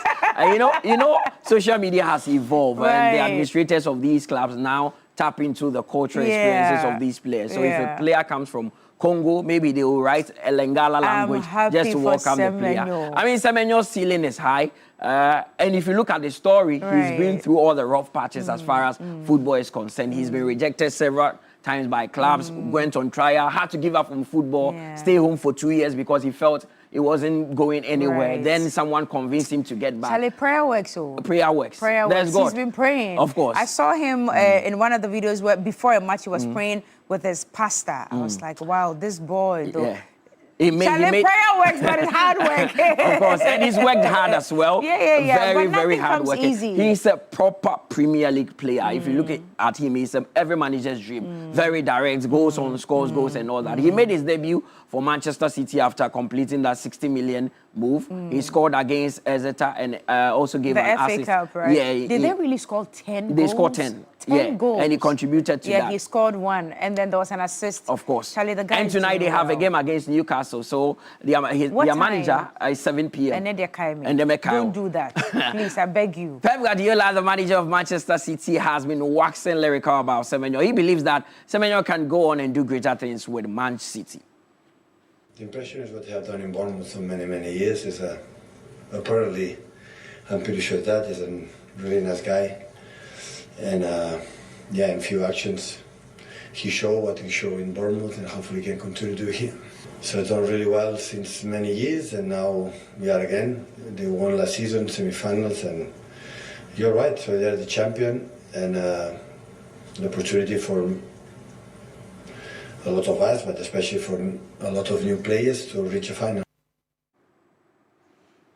It's good season for him. Motivational. Yes, and to even think that he scored his last goal at Bournemouth before coming and then just the very first match. It looks like everything that could go right for Semenyo went right for him. Yeah. Like I'm really happy. And he has a very beautiful girlfriend who is very supportive. Jordine, hello. Yeah, very, very Jordine. Jordine is her name.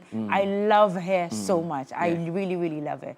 I'm wishing them all the best. Congratulations again, Antoine Semenyo. And in looking at the story, his mother was actually a Ghanaian actress here. Yeah, I didn't know that. I never watched the movie of her mother, but she was a that is what Ghanaian we're actress told, here. Yeah. Congratulations to them. Anyway, let's come back to Ghana. Not Ghana. We have to go to Morocco. Oh, because Bill okay. Is there. Before we come back to Ghana. Yes. Ghana ni AFCON. It's like you forget that there is an AFCON going on. There is an AFCON going on. Okay. And tomorrow we'll play the semi-final games. We hear you. Egypt will come up against Senegal. Okay. And the host nation, Morocco, would also take on Nigeria. Okay. Nigeria got to the final of the last AFCON, so they are waiting to see if they can break their trophy draw. They didn't qualify for the World Cup, so winning the AFCON is a must for them. My colleague Bill has been in Morocco and he previews the semi-final games. Okay. The tournament began with 24 teams, and now there are 4, with Senegal, Egypt, Morocco, and Nigeria all booking their places in the semi-finals of the 2025 Africa Cup of Nations. Nigeria were dominant against Algeria in their 2-0 win in Marrakesh, with Victor Osimhen scoring his 4th goal of the tournament, moving just 1 behind Brahim Diaz, who has been in fine form for Morocco at the tournament, scoring in 5 consecutive matches at the AFCON. But Algeria were definitely not happy with the referee decisions, officially filing a complaint to CAF to investigate the officiating during that game. But that wouldn't matter to Nigeria, as they have a date with Morocco, who did defeat Cameroon by 2-0. CAF would also be investigating that game for officiating decisions, as there were some disgruntled people on the decisions that went against the Cameroon in that game. But Brahim Diaz did score in that game, as Morocco have also booked their place in the Final Four. And Egypt managed to defeat Ivory Coast by 3-2, with Mohamed Salah stepping onto the plate and also scoring a crucial goal for the Pharaohs of Egypt. And Senegal, of course, being the other team to book their place in the semi-finals, with Iliman Ndiaye scoring in that 1-0 victory over Mali. But Senegal will be facing Egypt in the semi-finals on Wednesday in Tangier. Another date between Sadio Mane and Mohamed Salah in that one. And also for Morocco, a date between Brahim Diaz and also Victor Osimhen and Ademola Lookman. And then there's also Ashraf Hakimi on the side. Star-studded squads will be coming against each other in Rabat at the Prince Oulé Abdullah Stadium. Morocco have been playing since the start of the tournament. And so on Wednesday, we would see 2 teams who would book their place in the final of the 2025 Africa Cup of Nations. Right. We'll see what happens. Yep, tomorrow. Yeah.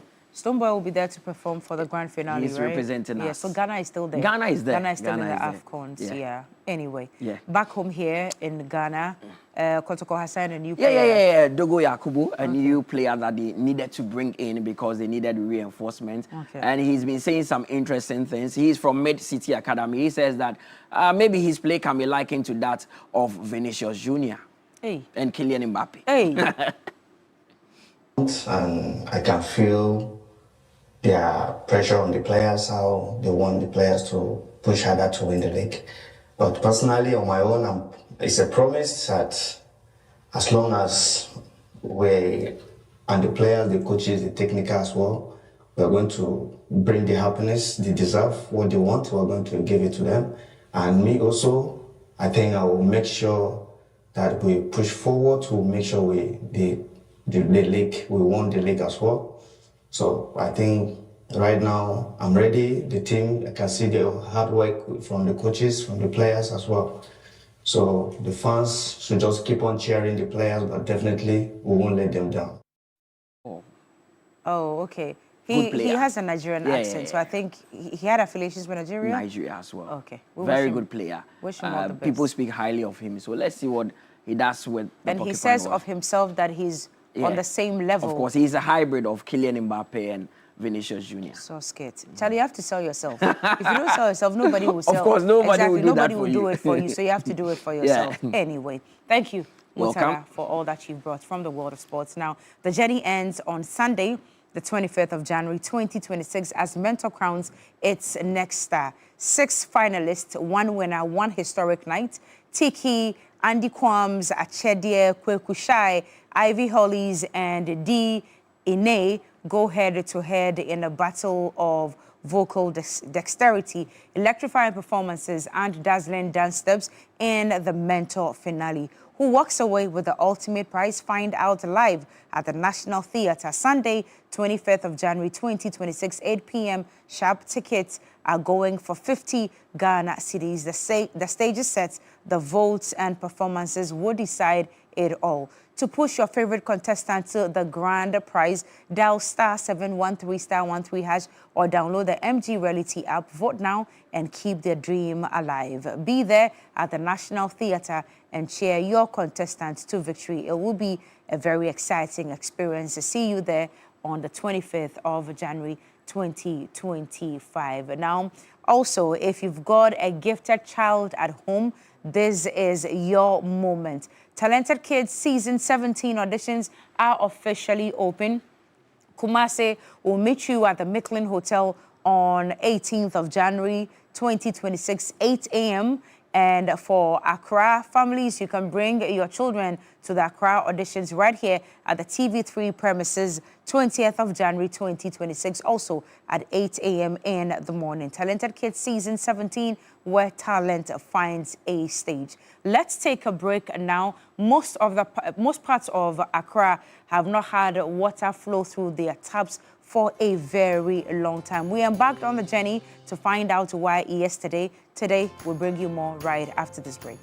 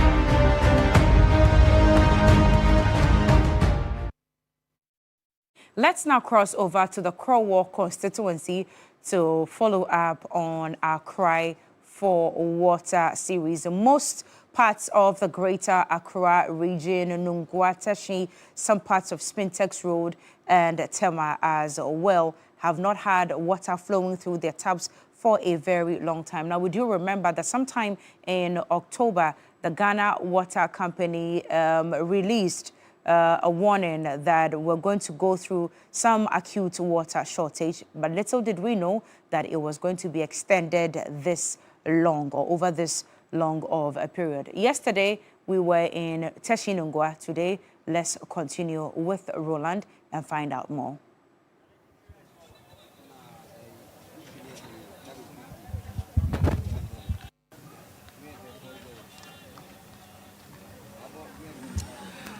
Following the interaction that we had at the Lojokuku Assembly, we decided also within that municipality come to the adjoining one, which is Krowo.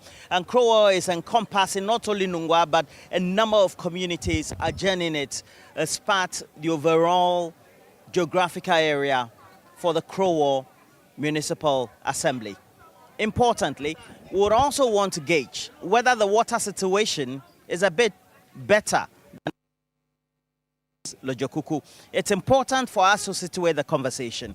There's a desalination plant that had been constructed, had been working for a number of years now, serving not only Krowo, that would be Nungwa, as well as Teshi, that would be Lojokuku as well, and the other environs or communities that are beneficiaries, but has not been working for a number of months now.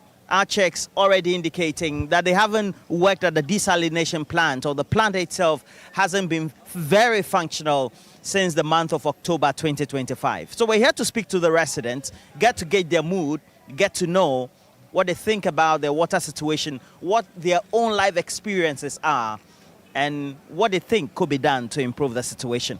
In the meantime, we're just close to the Nungwa market, and you'll find that according to the 2021 population and housing census, this assembly or the municipal area is supposed to have a population around in excess 141,000. It means that the population has increased some 5 years on. So we have the market, and this attracts a lot of traders. It makes it quite a busy area, part of Nungwa or Krowo Municipal Assembly. So we'll have a number of interactions so far, but before then, we'll also be speaking to a number of residents to ask them what they think about the water situation and whether there's been any improvement at all when it comes to access to water and a number of utilities, so to speak. And water is very essential, so we'll speak to a number of them as quickly as possible and get to it. So let me speak to this gentleman. Me pacho you TV3. Your frau saying. Your family Mosiah. Mosiah. That's saying. What's the water situation like? And rana near war Teshi. Teshi no insuo no massa inti what's the water situation in Nungwa? What can you idea now bit me a catch there? Insuo ne ho den pa. Say every Thursday be na about one. And ukra ba na say one moon tema. Eka krebi ana twa so agi say next week ansa na ba nti so ne ye wo problem pa ye bre wa ha pa nti amase si obia to drums any polytank is in fie kakra ba no afele ene e beba kura no de beba no kura ntimi mfele wo tank no nti so ne ye bre pa. What's the Amos on? Amos Aye. And so Messiah here is also a resident. Bronobena or Mimi War, your friend is a New Life Orphanage. Okay, so he's around the New Life Orphanage, which is also a suburb of the Krowo Municipal Assembly, Nungwa and its environs. Now he's saying that they haven't had access to water, and he cites the water coming only on Thursdays, and when it comes on Thursdays, it means that if you're not lucky enough to be able to fetch, it also means that you're not going to get access. And they are compelled to buy these gallons. Is it 4 gallons you buy? No, we buy the big one, the alcohol one, the blue the drums, the blue one. The blue one. Alcohol, no. Okay. And also what to be with? My top is 6. Okay, so he has bought 6. 6? Yes. And now you fetch water in? Yes. Okay. Yes. So where do you get the water? No, always you throw for the house. Minya of about a week once. once a week. Normal pipe-borne water. Yes. So Ghana Water, how are the bills, Bremwana? Eba pa every month eba. Inti tame na u notice say anemre ben na wankasa eba weni so say insuo no massa se na city no. Oh, me funny say ye kobe say 4 months ni. Okay, so that will be from October thereabout. Yes. It's the same reaction we're getting as well. That from October insuo no nshada ma emfie ne mronu pi sana na tie. No crepa. No crepa. Can any net saying before October? Oh, and na edebia fro ebia matum kura bia ewie bi no matum enyumo be bie neba yensuo de me fa ne say those days na wo ho but now de na ye pa but from October na start sad we. Okay. So unim desalination plant and I want to yes bina water works plant bina yeah from sea water. Sea water. Yeah. Na still insuo ba say inchini nim sa. Oh, there be nya ne neba ane de mabium. See what an yati say mabium.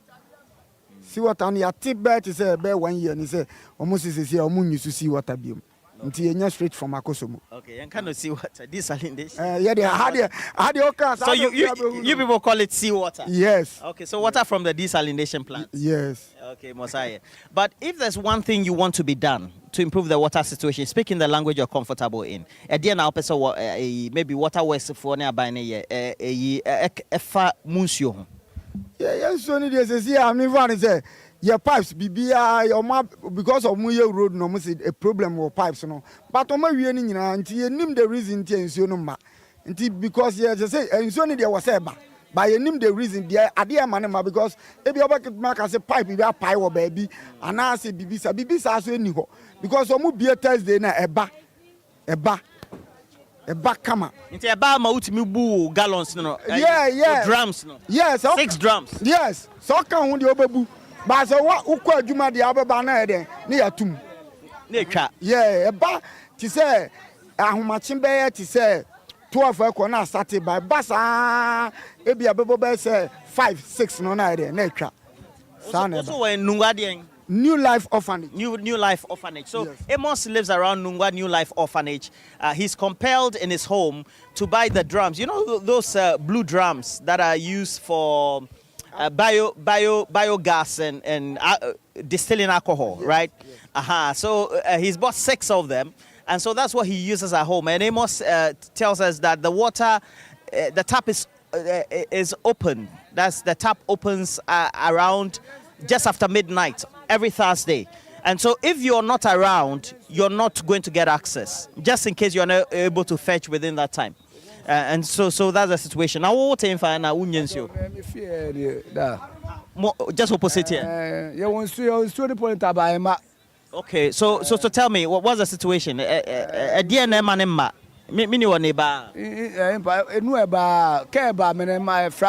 ba. Bia na bread no poni ba junwe.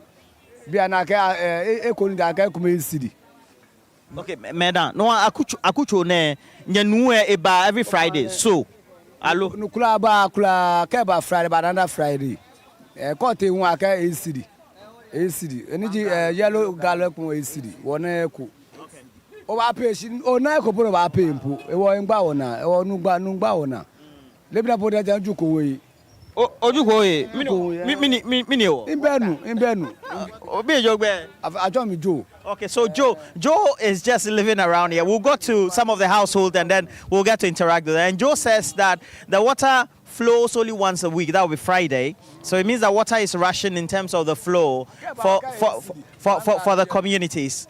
And so if you're not able to have enough containers or a storage capacity to be able to store the water, it means that you have to resort to commercial means to purchase water. And he's complaining, you know, the yellow gallons, the oil gallons, what is tagged in our communities in local parlance as the Kufor gallons, one is 8 Ghana cedis. No, ingbe nye hiyo nuwe naka 8 Ghana cedi nuwe ingba hon. Any politan ke ma, any mene bro chue ma, ye jeme bi anto cedi e ko be. Fankati that place. No, ahon nu ye jeme. Ahon nu ye bi ane ko be jeme, kan ko ba pay o ba fo ese o se ko be jeme. Nagaona. No Nube. And so you would want water to come to the community. That would be no me akucho ayo ye nungwa mami ni area naka areas from here you go to where? Then from Sokpoti Obaya Mbe. Sanoya nungwa mami. Mami. Fe numbe jeme into enu. Okay, from Mami where do you go? From where else do? Mami, I got to go see what I don't know on Benjamin. Yeah, desalinated water. It's also not available. Okay, so Joe here just lives around, and then what's your name as well? My name is Isaac. Isaac Kudai Afuti. Mr. Afuti, and there's no water for you residents. Where do you live? Or you live in the area? Okay. But what did you come to do? Agbelio, what time do they open the tap for you? Around 4 to 5 in the morning. Maybe dawn. Maybe. Okay. So you have to get up, wake up to. They won't watch a game balloon. Go up when they back at 3 o'clock. Go to the bar. Was started for. That is once a week. Once a week. Once. So what fair one on? In the okay. No me nue baona because me nuake it's from October. That's when the shortages started being experienced by the residents. Is that the situation? I know quite a community yomi. Dile mokoshia. She my name in Jimmy. Ni ishia ni mami mashia. I'm going to be many your politank. I'm for me woman. I'm home. No, I may be le ejo water and sweet, ya ham and double bill. So many were used to a I know quite me. I make me really be coming where I fit on it. You're fine. What type of narrative do you think that people are? I'm a for Galo 7 city. Bona can't make me for left 7 city. She me ya heko. Me no ni pipe ba. Store. No store. Can I be a coastal? Can by Jemmy be a J. If I feel Tazimi, Abraham ye be. Ya can ye mateli. Well, many few politan can make me hear no woman. Now me home. Kaji no baba. Abraham, now me pure. You won't know no jalawa. Bona, she can't none no jalawa. Few me ake is okay. No man fame of Yamonano. So I'm a fame, I go your FI. She know I face a queen a boy who will any time I got your baffle. She can't try some. So Auntie is basically saying that in the household they have to depend on water that or tap that gets to be open every Thursday. For her experiences have been around, because of where she's living, around 4 a.m., 3, 4, 5 a.m. the water flows. If you're in a position to store the water, fetch and store, you can use it till the whole week, and the next time when the tap is opened, then you can also fetch, store again, and use for another week. She says that it used to be better, but not the same situation by way of the experiences over the last couple of months. But she believes that everybody who is able to get up and fetch the water will be. Ghana water, I'm a emergency light. So the Ghana water. So she's asking if let's say there's any person who witnesses best main pipeline, who do you call? So I'm telling her you call the emergency lines of the Ghana Water Company. No, Obache Ghana Water, water and sewage. I'm a. No, my work or having no my me a honey bake me. Me dry. Ben chamake no buy a beer. No, having no my money mako. So she's she's willing to help just in case she witnesses any emergency, so to speak. So we'll go to some of the households, get to witness what the situation is. And just a normal household, and they have to, again, there's no access to water. And so just like all these houses, you have to make sure that you fetch the water in your gallons or however you're going to store the water, and you'll be in a position to use it at least for a week. Again, just to remind you, the water flows on Thursdays, depending on where you are in the area or in the municipality. For some others, it flows on Fridays. Basically, I mean, that's what it is. So, no, over the mingaboe, mimbi nuwe saneni, over the mba ojamelo, over you, nyananu yebie. Okay, so I've seen a resident. I want to ask her whether they get access to water. So they have, for example, a poly tank, and this one is now a household item, I think, in all homes in Ghana now. So, I mean, the foremost name we know is Polytank, just like the way we call Pepsodent for all toothpaste. This one is also foremostly called Polytank, even though we have other brands in the market. No, I want to ask my sister here whether they have water regularly as a household, so to speak. What's your name? Nashoko. No, nulo. Maybe once a week. So it's open once. The tap is open once a week. Yes. No, which particular day? It comes on Thursday and early Friday in the morning they close it. Okay, so they close it on Friday. So Thursdays maybe, but what time does it come on Thursday? Sometimes in the morning, then they'll close it. Then it will come back again in the evening. Then they'll close early in the Friday morning. Then they'll Friday morning. Okay, so what happens if Thursday you don't get to catch? Let's say you're watching Netflix or movies and you forget to fetch the water. What happens? Then you wait for another week. You wait for another week because now the gallon is 7 cedis. Others sell it for 5 cedis. Which one? The yellow gallon? The 4 gallons? Yes. Go for 7 cedis. You are buying it. Some others said they were buying it for 8 cedis. But this place 5 cedis, sometimes 7 cedis. So if the tap is not full, you can't buy. You don't get unless the following week again. It means you'll be in trouble. Yes. You'll be in trouble. Okay, so was the situation better before now? Every day we used to fetch water, but now it's very difficult. So you have to manage what you have. So the following week. So first you used to have a constant flow of water? Yes. Which time? Would it be before October? Or? I think about last year, no matter what, no flow. No, last year, no, Okay.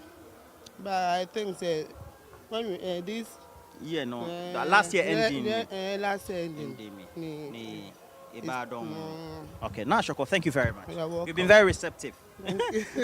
Thank you so much. And so that's Nashoko. Nashoko is just also living in this house. So she saw us and decided to just interact with us randomly. So we'll go to our last resident, ask her name as we usually would do. She's even preparing, Abedru, alumni. Abedru.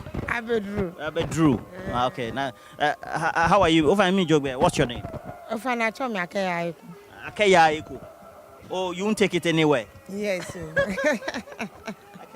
That's the translation of Akeya. That's the name, Akeya. So from Nashoko, then we have Akeya. And so, Ofane Yananu Yebielo. Ofane Nuele Bini Stashko, we and every Friday in Wanano. So we can go Friday, we a short time no get among me. It was sometimes I make me cry echo. So if you're not fast enough to fetch the water down, store it. Yeah, you don't get it. Until the next week. Yes. Sunny. Why? Papa. Okay, so it also means that your appeal will go to Ghana Water Company, right? So what will be your appeal to Ghana Water Company? Me no okame. No okame, you won't cry me fry. Ni chuma me yo chuma me chuwe ya me ha woko ni wona no. She sometimes say wo ye me kume ni amela me be mo ko ni fu onu e ha me. Wo ame efi ame. On kpa me fry wa je wo efi wo kan. In papa ye adua wache ye ensure na agbe ameje 3 weeks na agbe loko down. Right. So there's an area called Adua Wache. For 3 weeks now water has not flowed. They don't get water. And that's where your dad lives. Yes. So what do? You go and help her or you send somebody? Ke agbelo wo bie infio ya ke infueko ke nwo chon de kete. Yeah, for gallon kumie 7 cedi. Keke inke thinking hale. No ye washka wa go for no gallon. That's true. The water is expensive. Yes. If you don't have constant flow, it also means that water is life. Yes, that's what they say. Akeyai. Papa. I love your name. Well, so we've been speaking to Akeyai Eko. Use Abedru. Is that what you call Abedru? Yes, Abedru. You want to prepare palm nut soup or what? Oh no, light soup. Light soup. So you put Abedru inside? Yes. Please invite you. I'll leave my number. Don't worry, I invite you. So that's Akeyai Eko. Who's a... Yeah, thank you too. My name is Roland. Roland Walker. Yeah, that's All right. Thank you very much. You are welcome. Okay, thank you. So that's the name. In the Ghana traditional, her traditional name is called Akeyai Eko. Translating, you will not take life anywhere, you know. And I really love the name. Okay, Jelem, yeah, this world, we're not going to take anything away, or we're not taking anything away from this world. Literally, that's what it means, Akeyai Eko. But for many of the residents we've spoken to, it looks like it's a replication of the distress, not having access like their neighbors, Lejokuku. And the same for most residents in Krowo.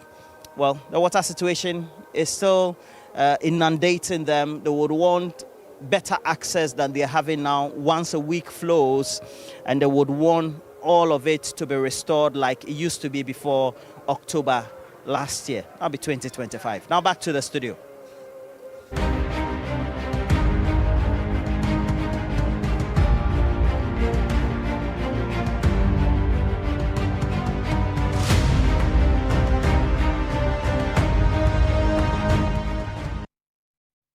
Akeyai Eko, but no ele o